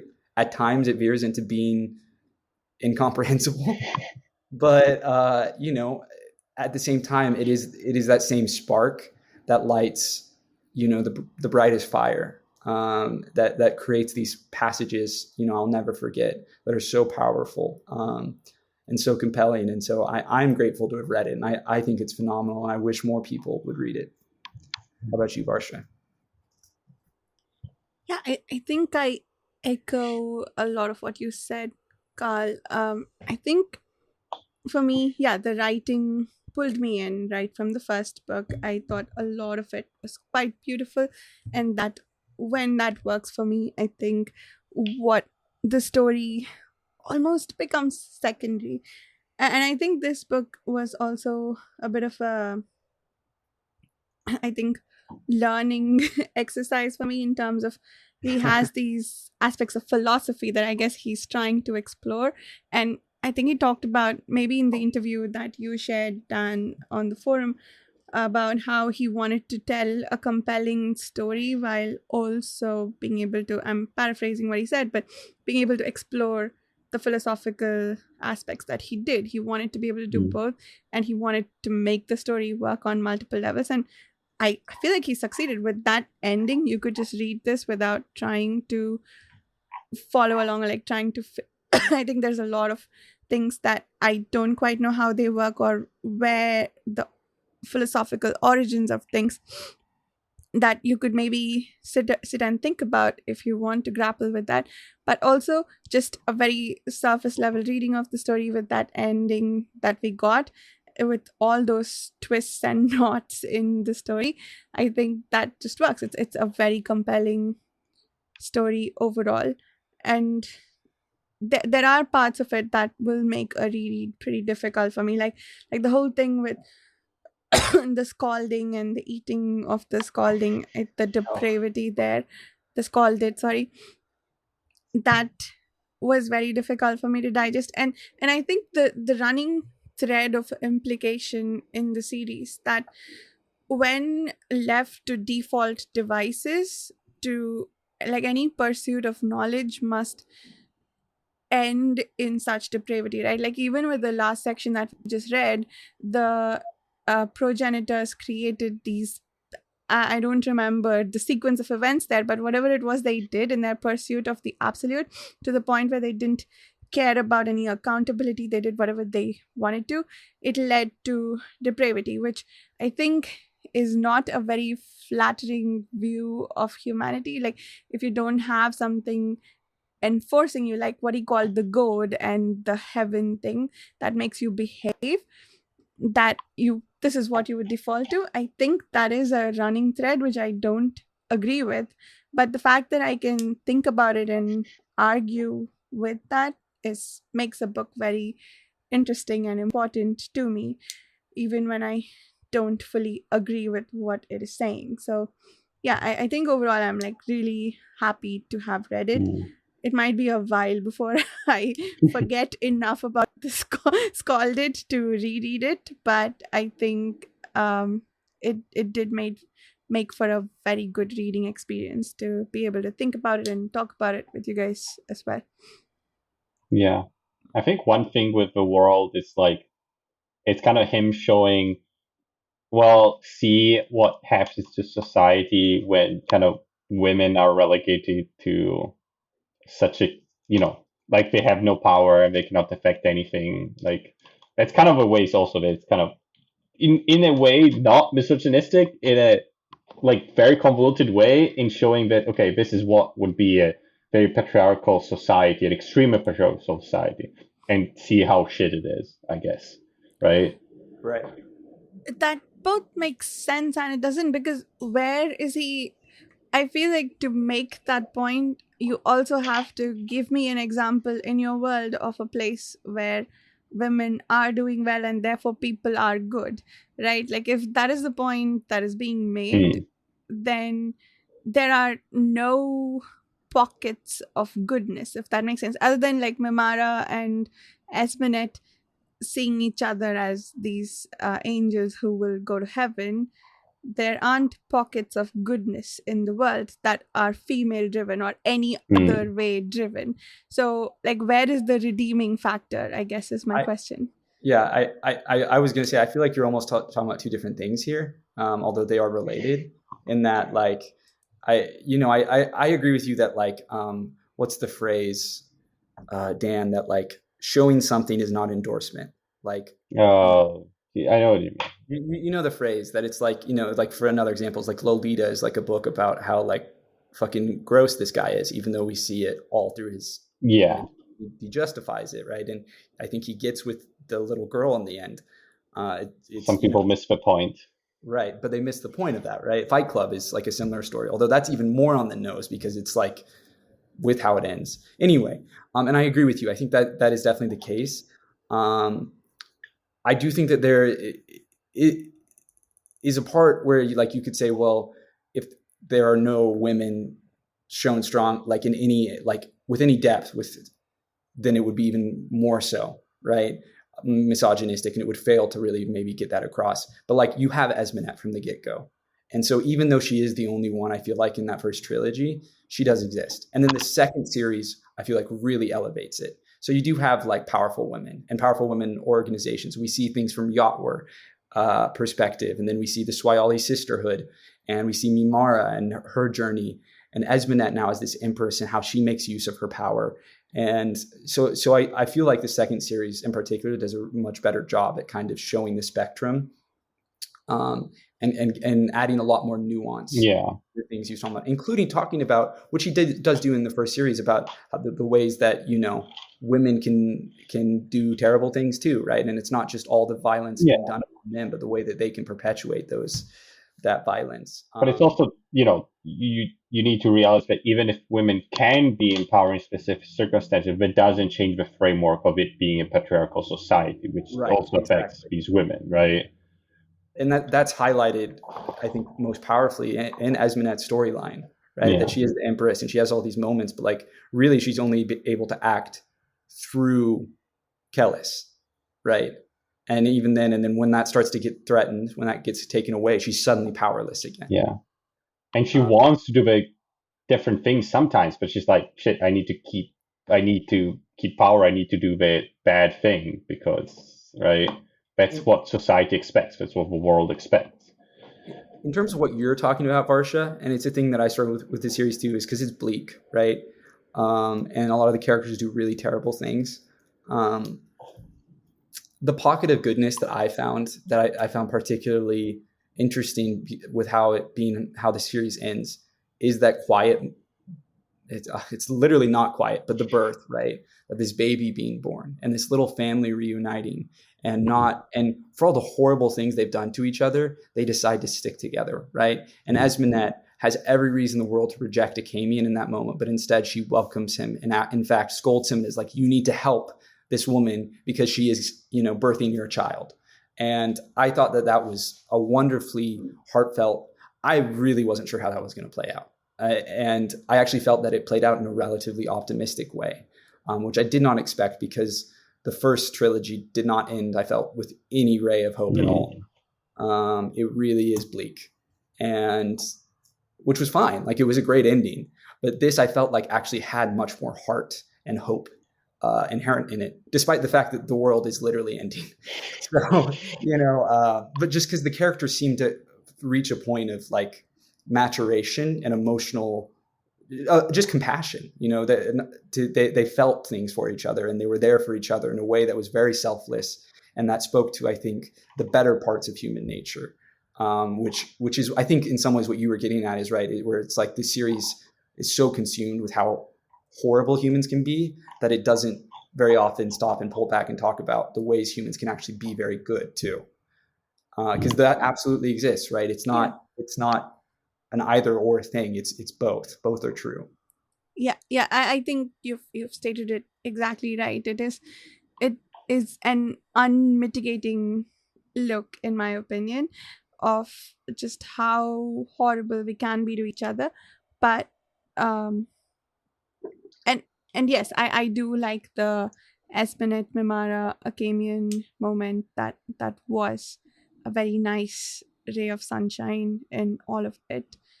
But and I suppose that's what that is, like some people working through their nonsense to be good to each other no matter what they've been through. So yeah, that makes sense. Any other final questions or thoughts, or shall I guess, are you both somewhat happy if the next book never came? Is this a somewhat satisfying conclusion? Because I don't know if there's any guarantee for any book. I would put it as like a 15% chance, personally.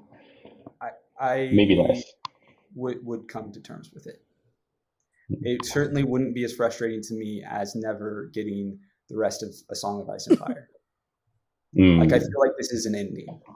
And while there's a lot we don't know, I feel like storylines have been completed and characters have reached the end of arcs. And like, it does feel like an ending, even if in many ways it's kind of a cliffhanger. It opens up a lot, and that there are questions that haven't been answered, as we've discussed. Like, there would always be things I'd be frustrated about. The head on the pole. Yes. It's that fucking head on the pole. But, you know, like, I would say overall I would be satisfied with it. You, Varsha? I think so. There are a lot of questions I have about where this will go, but I could reinterpret this, I guess, as what did we call it before? Like a Greek tragedy thing, where it's like you just set out to do something and you completely fail at it. Especially that moment of immense hubris that Kellhus has, where he's like, I am the absolute, and then the next scene it turns out the no god has come back. The next time we see Kellhus, it's like, no, that speech you just gave, that was all for nothing. I think it would take some reinterpretation of the series for this to be the conclusive ending for me, like to accept it as an ending. But I could make my peace with it. But I would love for the next book to happen. Yeah, I guess it's a true death of meaning sort of ending, in that there's no reason for things to happen the way they happen and to end where they end in real life. So this just ends with. I feel very strongly that Kellhus is and always has been the main character of this story, and we have seen potentially the end of his story, and that he's the one most directly tied to the main thematic through lines of this series. And that, not that our other characters aren't super important. Like, in some ways they're more important because they're the heart of the story. They are our point of views, and they also have thematic depth. But I do feel like this is Kellhus' story first and foremost. I mean, there are only three people that could be. It could only be Kellhus, Akamian, or Espinette, right? Yeah. Are you sure it isn't Nair? I don't know. For me, it's like Akamian, but can't keep a bad guy down. True. If we got more of his point of view in the second trilogy, in the second 4 books, then I could get behind that, but we didn't get enough of him, unfortunately. Not at all. I thought Kellhus being the no god would be an interesting, what's what I'm looking for? Continuation of the fact that each series is named after Kellhus, like the Prince of Nothing, and the second, the Aspect Emperor, and the no god is also Kellhus. But I guess that's not to be. Who knows? Who knows?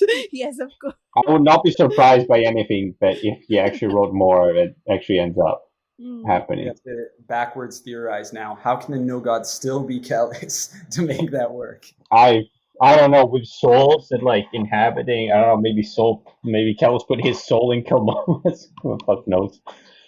I mean, with all his ability to world hop and go to the outside and stuff, like, yes, the turning to salt is makes sense because of Kelmomas being this element of chaos, but also that feels like it feels impossible to me that Kellhus wouldn't have figured out a way to overcome his vulnerability to Korai.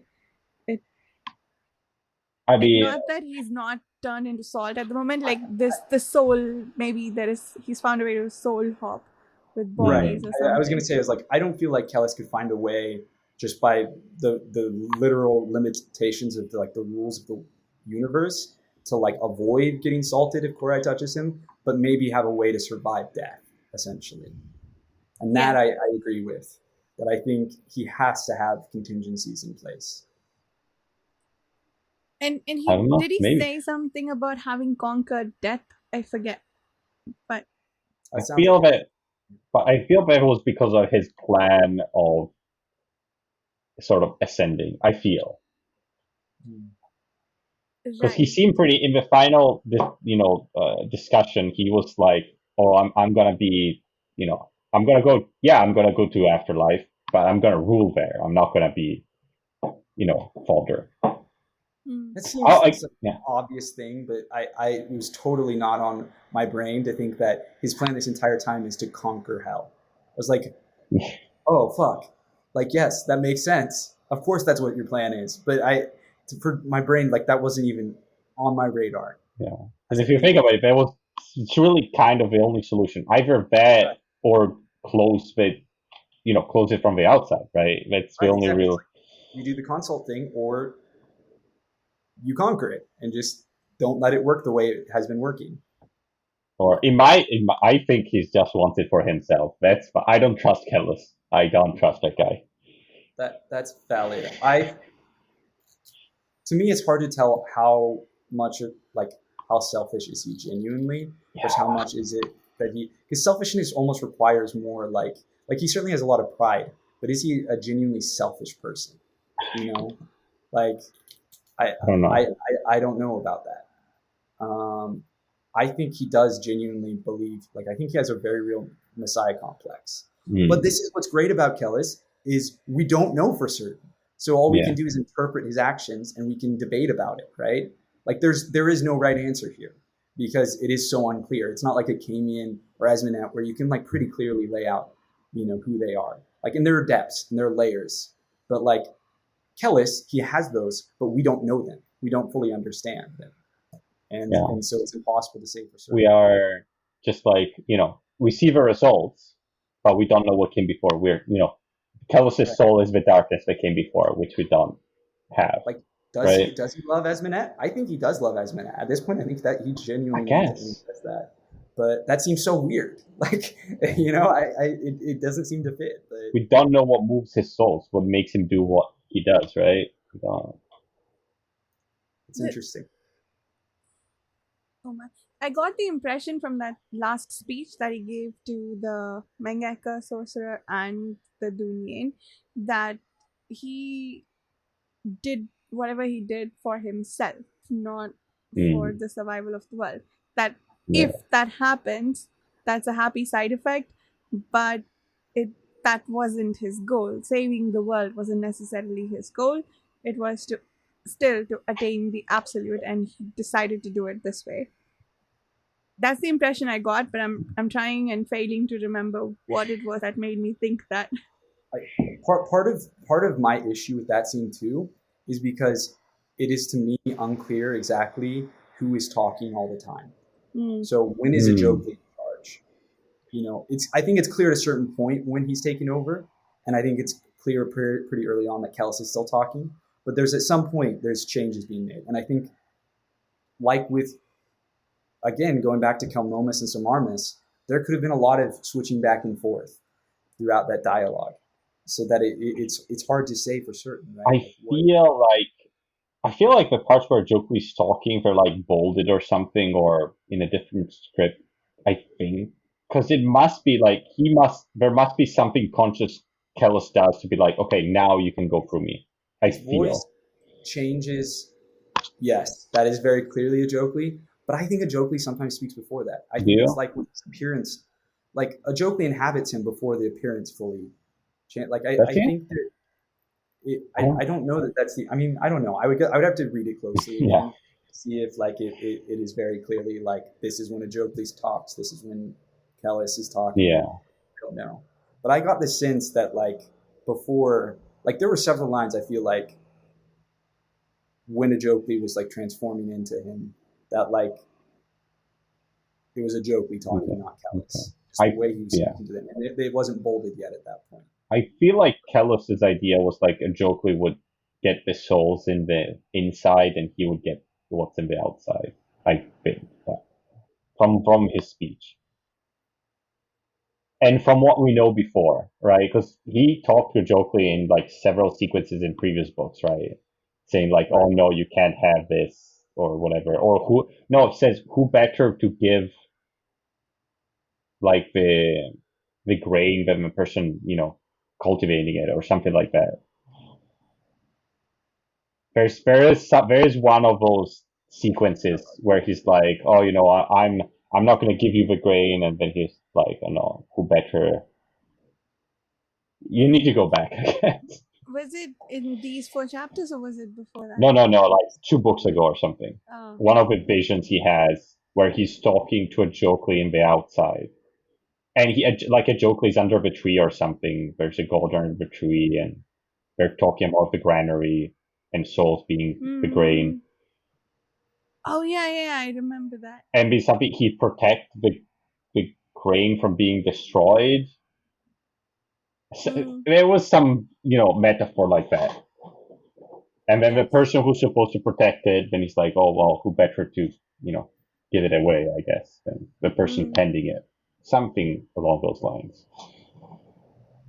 Yes, I there was some sort of deal going on, but who knows who was truthful and what other machinations there were, right? Always the thing, right? Is a Jokely could be lying at any time. Kellhus could be lying at any time. Every time we've seen Kellhus, he was also like, "Okay, well, we know what's happening," but there were always things that we didn't know that ended up being that, oh, he had that and that and that planned after that.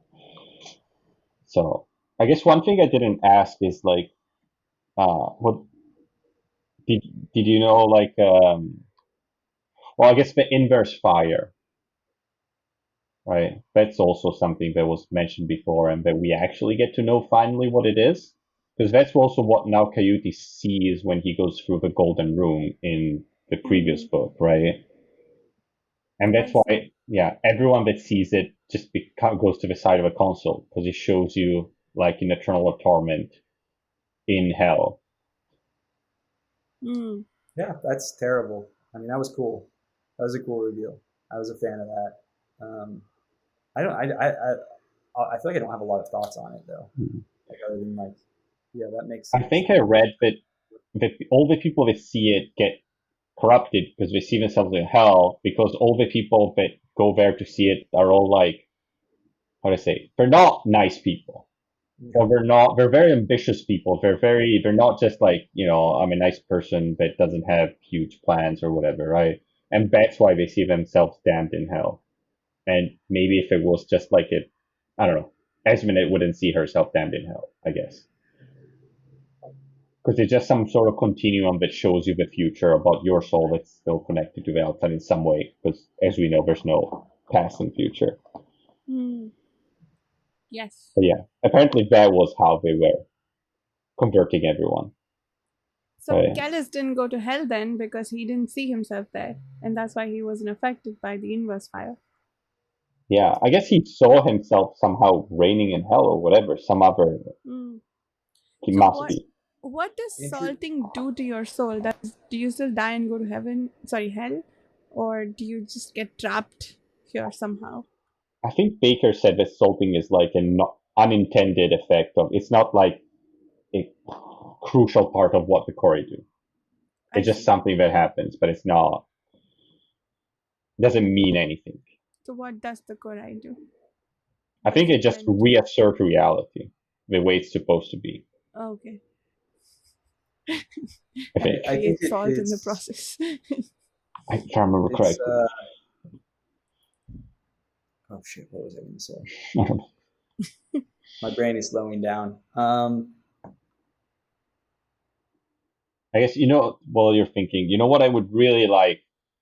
I would have liked if he came out with a role-playing setting or system Yeah, in this universe. Because that would that's be what he fun. did originally, but I feel that would be really cool to have. That would be cool. I would be down for that. Defeat the no god in Golgotha. I don't know. Maybe you can have some. Eat your scalded brothers. Yeah. Because I also feel like they would give us a lot more lore that we don't have. Yeah. Yeah, absolutely. And I would better understand the human cultures. So the Yeah. history of Ierva, was that put together using the appendices and the book, or do Yes. they have It's just a more inside collection of information? everything that's written and then he found from his interviews and other things. But I Okay. think it's all confirmed. All the stuff in the history of Erwa is actually written down by Bakker himself. Fantastic. It just collected in organized way. Hmm. Because I remember when I was reading the history of Erwa, I remember some of the parts like dispersed through different books. And it's like, okay, Oh, now it makes sense that you're all putting it together, kind of. okay. Some parts are like, I don't know where the fuck you read it. But I assume the appendices, because there's so much information there. Yeah. Right. Yeah, I was looking at the appendices, and it looks like you could read it for this series without spoilers either. Like, for instance, it doesn't tell us that the no god is, or even the ark for that matter, I don't think, is a machine entity. So Okay. I'm trying, I guess the question I have is, why did Baker think it's so imperative to give us the appendices for that? Like, what other parts of the appendices that we should know? Because he split the book into two so that we could have the appendices. Yeah. I think it's simply a matter of he wanted to have the appendices, in the same way that Tolkien did. He's like, I have this world. Like, I know people want this shit, so here it is. I guess the appendices in Tolkien, though, they do provide an extra conclusion because there's the conclusion of what all the storylines of all the characters end up being. That's a good point. It's an epilogue beyond the epilogue. That's a fair point. And the language also is, I guess that's the main point. What's the starting point of a book? So it makes more sense.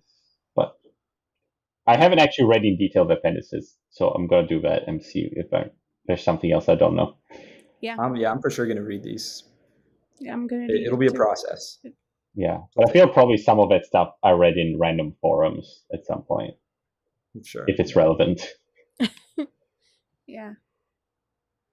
Cool. Anything else? Quotes then? Yeah, let's do quotes. Yes. Let me pull up my Kindle book. I guess I have one right here on the page. This is this random page that I'm on. Let me. Wait. I lost it. Sorry. Oh no.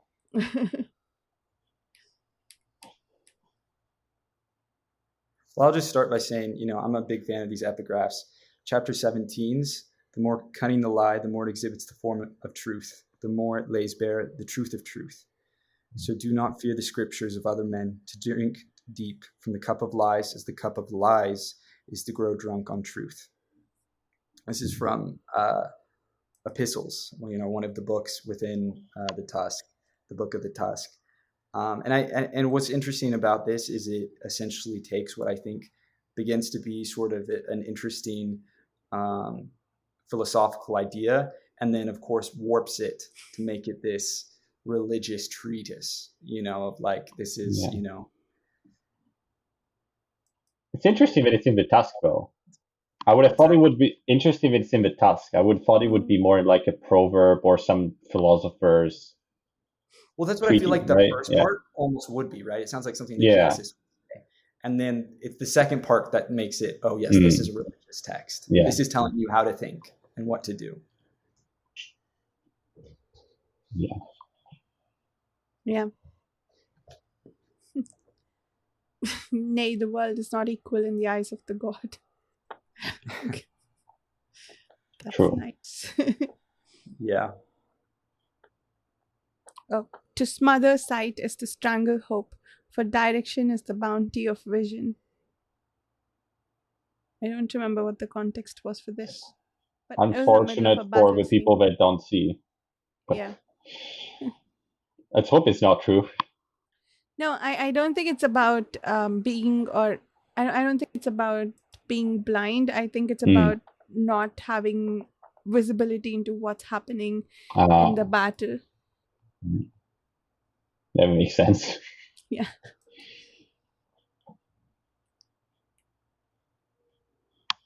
Yeah, because, and the preceding line is, and with the encroaching black came a horror and a dismay, a premonition of doom that no heroism or fervor could dispel, that for more and more souls resolved into the breathless tingle of futility that was the certainty of defeat.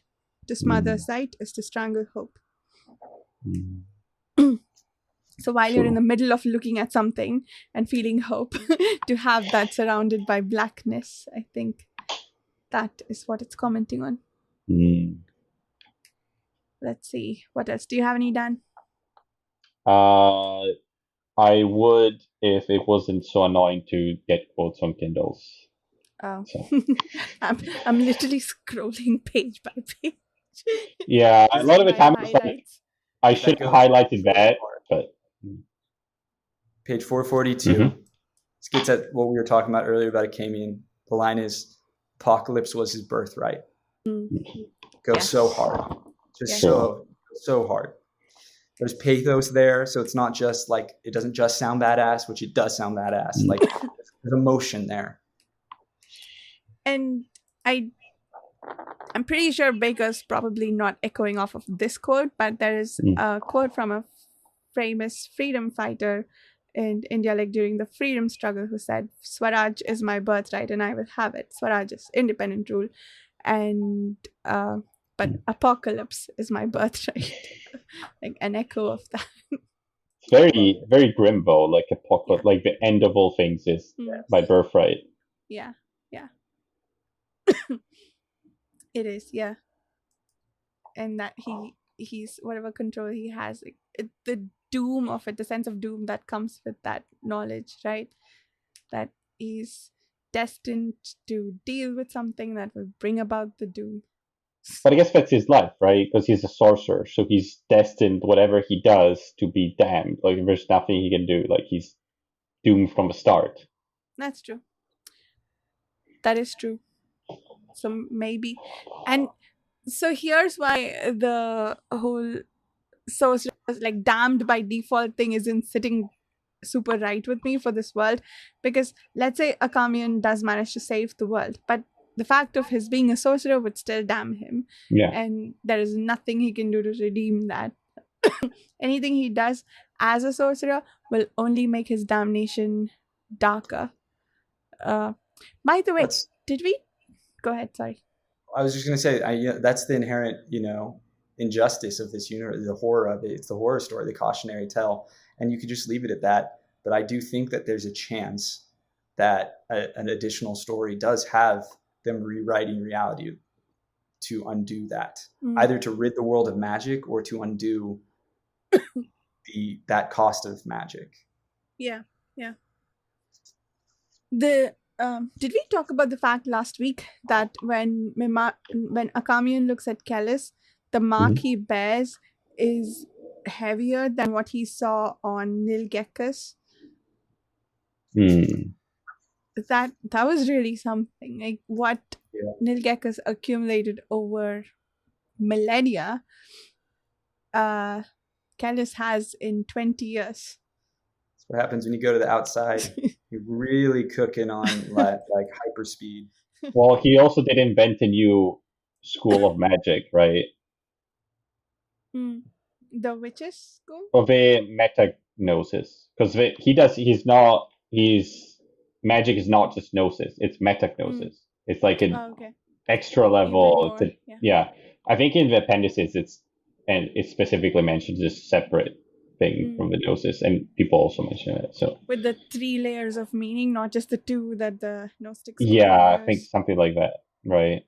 And him not having to speak to do some of the stuff. It's like, it works in a slightly different way.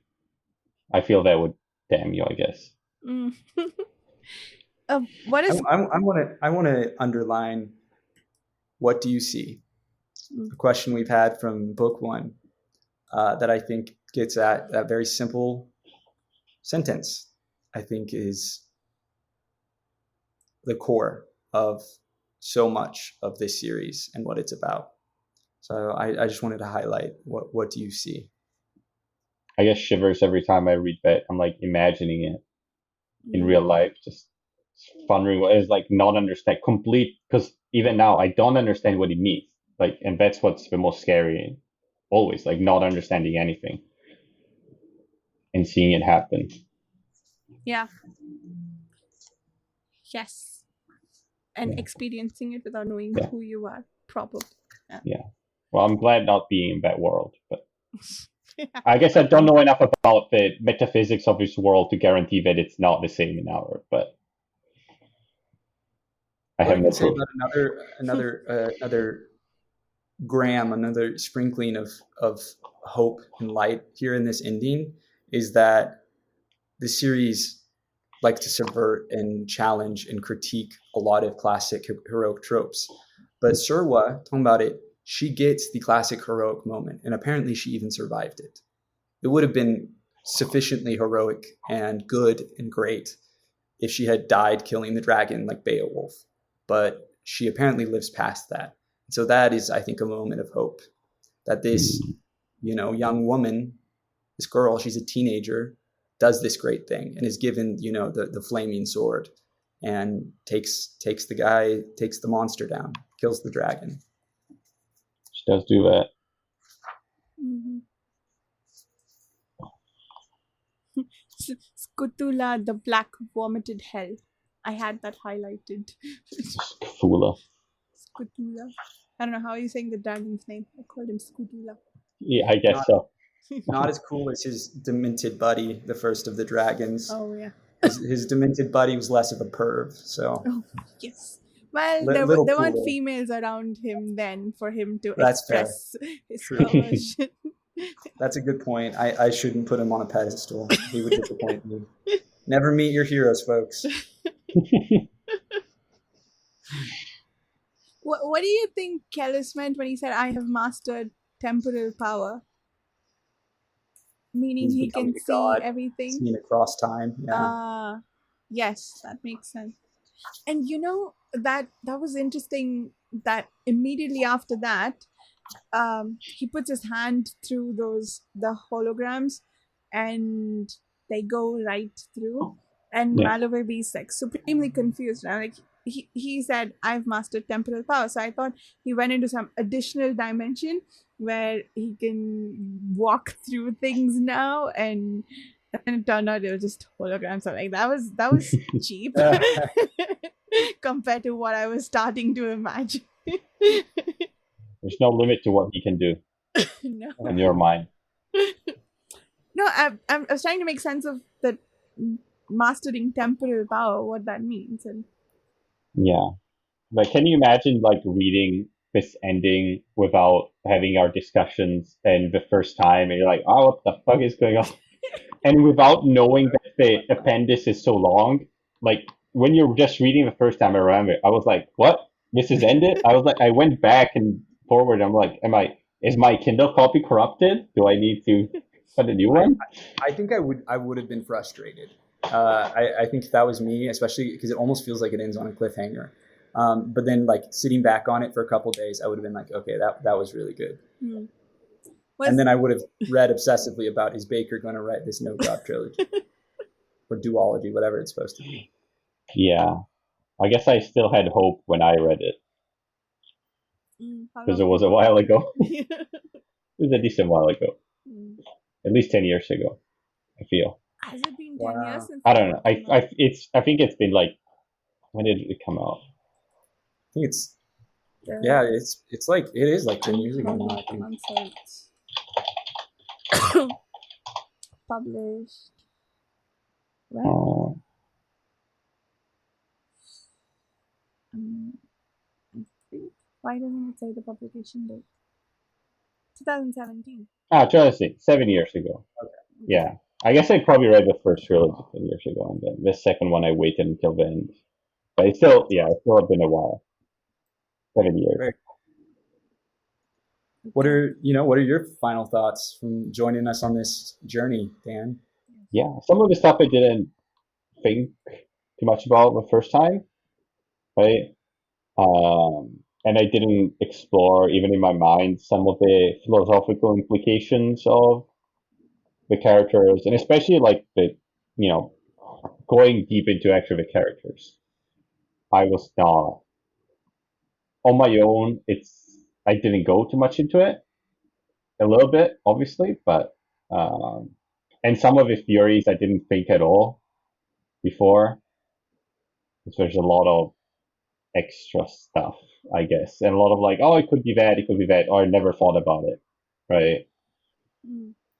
And some of them, it just, every time you discuss, it's just like you're peeling another layer, and you're like, okay, I see more into this. I understand more, and there's like things I never thought about. Yeah. Just like when I'm reading online, I'm always learning new things, and it's nice to read it with someone. It is.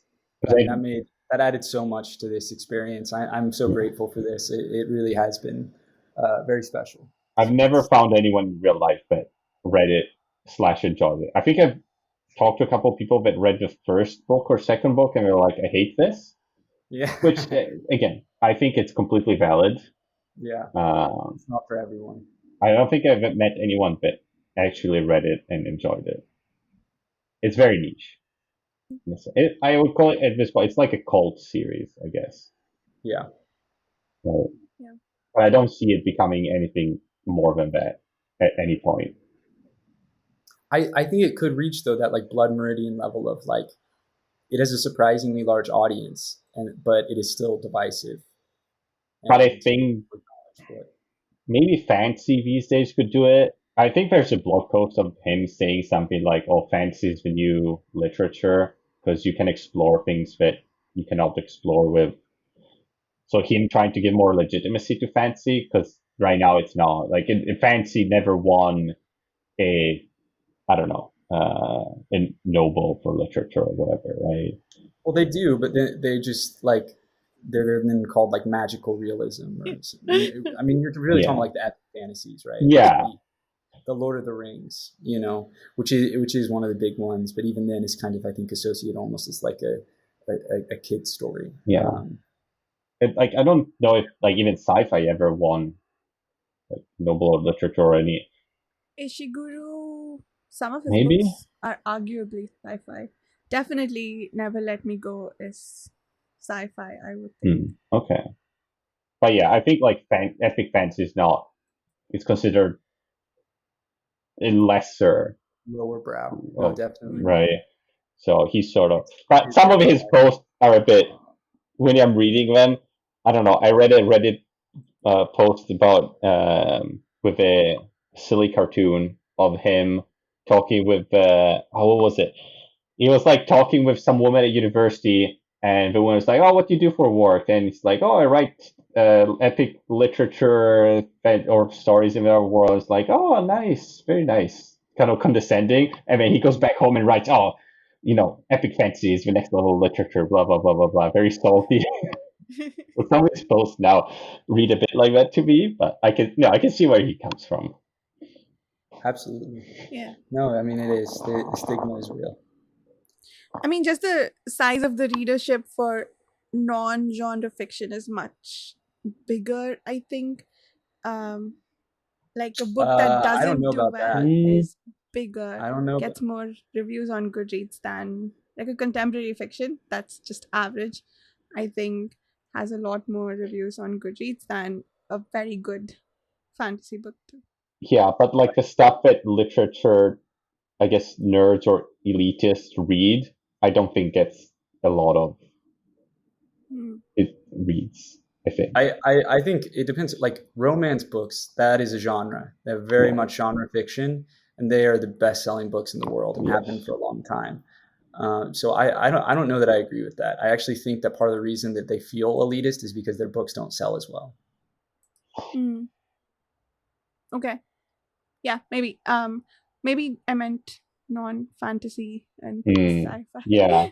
Romance is definitely big. Maybe I think there are some genres that are just really big, like romance, and I think mystery and thrillers, perhaps, I would imagine. Yeah. Definitely true. Maybe horror even. No, I don't think so.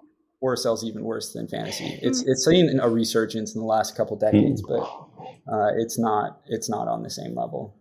Fantasy, and we have some major bestsellers. Like, that's the thing to consider. A lot of them are like kid stories, but Brandon Sanderson sells like hotcakes.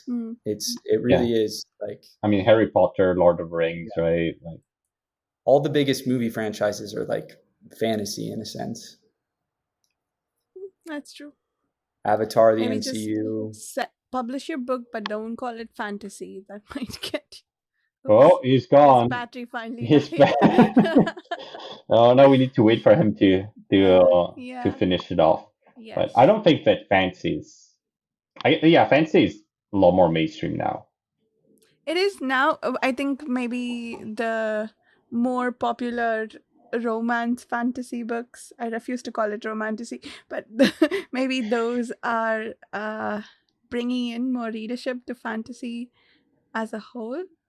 I feel like Harry Potter and like the Song of Ice and Fire were the big. Yeah, they're really big drivers of. So where I'm coming from, like I haven't read any research on this or anything, but when I see a contemporary fiction book on Amazon that I want to read that I've barely heard about, that's just showing up on my recommendations, versus a fantasy book that everybody on BookTube is talking about, the number of ratings for both, like it's orders of magnitude higher for the contemporary fiction book. So that's why I think contemporary fiction is just generally more popular than fantasy and sci-fi. I guess, there's probably a way larger audience of just random people that just grab a random book and are not, like, their hobby's not reading. It's just, and just read a book every once in a while, right? Yeah. And they are less likely to pick up fantasy, sci-fi, maybe. I'm guessing. I think so. I didn't... Especially like a 7-book fantasy series or like, multiple books, something, instead of one thing that's done also a commitment, right? And also, I guess the word count limit or the average word count for those books is 100,000 words, but that is a very short fantasy book in most cases. Hey, he's back. Yes. Hey. You joined in portrait orientation or whatever. Anyway. Nice. I also feel like people are less into, if you're a fantasy book, then you need to commit yourself to, learning about this world. If you read just contemporary, you know the world. Right. Everything is built for you, right? You just need to read the story. Yeah. I think so. And also there's just the general derision about fantasy that also plays into it. Those are kids' stories. I thought you grew out of that. Yeah. But I'm not saying there's anything wrong with contemporary fiction or whatever. No. It's just not at all. Different audiences. But I often find myself not realizing like how different my bubble is compared to reality. Sure. Right? Yeah. So, okay. So with that, I guess we will probably get the group back together to definitely talk about atrocity tales and possibly... We will get Steve Swatha's quotes. We have to have Steve Swatha's quote. And yes, we have to do that when we meet back for atrocity tales. We'll get Steve Swatha's quotes from the last part of Unholy Consult. And we might do other follow-up discussions for the appendices and the theory homework that Dan's going to give us all. I guess I need to make a post on that stuff. Yeah. And I think this group pretty much, and with a few more people we are hoping will join us, are going to get back together for the discussion of the Malazan Book of the Fallen, scheduled to start in October. Dan's taking a deep breath because he wasn't aware last time we talked about this that we are also going to do the Esselmont books. So I don't know. I'm skeptical of that, but we'll see. how it goes. We'll play it by ear. There's like no hard rules there. I think there might be good books to go back and forth between because they are shorter, and I'm given to understand. Sorry. I like Knight of Knives a lot. It was actually the second. I know a lot of people struggle with that, but that one I really liked, and it is short and it reads pretty quickly. I'm excited to read the Path to Ascendancy books. I've heard good things about, and that is a key backstory that I am desperate to. Yes. Okay. Same. I'm eager for the key backstory bit too. So and I've heard nothing but good things about the Esselmont books, so they should be fun to interweave together with the Books of the Fallen and read the whole book. So anyway, that is scheduled to start sometime in October. So if that is something of interest to you, consider checking out the forum. And of course, as always, open invitation to join the actual discussion group. We meet every Tuesday night, and I think that schedule will probably stay for the Malazan Book of the Fallen or Malazan discussions. And or just come to the forum to talk to us about those books, or come help us theorize about the Second Apocalypse series. I guess. Oh, I did my spiel before doing the outros. Dan, where can people find you? Sure. You can find me at Patreon forum, and I guess reading Malazan for the next 3 years. I think I calculated if things go well. Awesome. And Carl. You can find me around the Patreon forums on social media at Carl D. Albert. If you want to check out an epic fantasy that is certainly dark, but does have moments of heart and hope and levity, it's inspired, where Bakker was inspired by biblical epics and the classics. I took a lot of inspiration from Shakespeare and Shakespearean tragedy, and Oedipus Rex, I would say, sort of the Greek tragedies. And so that's Truth of Crowns. You can find it online. And otherwise, I'm around. So if you want to flame me for my book, you're welcome to do that as well. Yeah. Just give them your address so we can come and talk to you in person. Oh, that's good. You're right. I need my physical address. Yeah. You guys can come and light the books on fire in front of in my. That'd be really good. I'm sure it would be civil discussion. Yeah, really simple discussion. I love it. Please join us on the Patreon forum. It's a lovely community, really has been a real highlight in my life since I joined it. Yep. Come check out the Patreon forum to talk about these books or any other books, or to come yell at Carl about his book. Thank you so much for listening to our discussions, for sticking along with us as we made our way through these books. We had a lot of fun. I hope you enjoyed listening to our discussions, and thank you for your comments as you left them. Thank you so much all around, and hopefully we'll see you during the Malazan discussions starting in about a month. Thank you so much. Bye.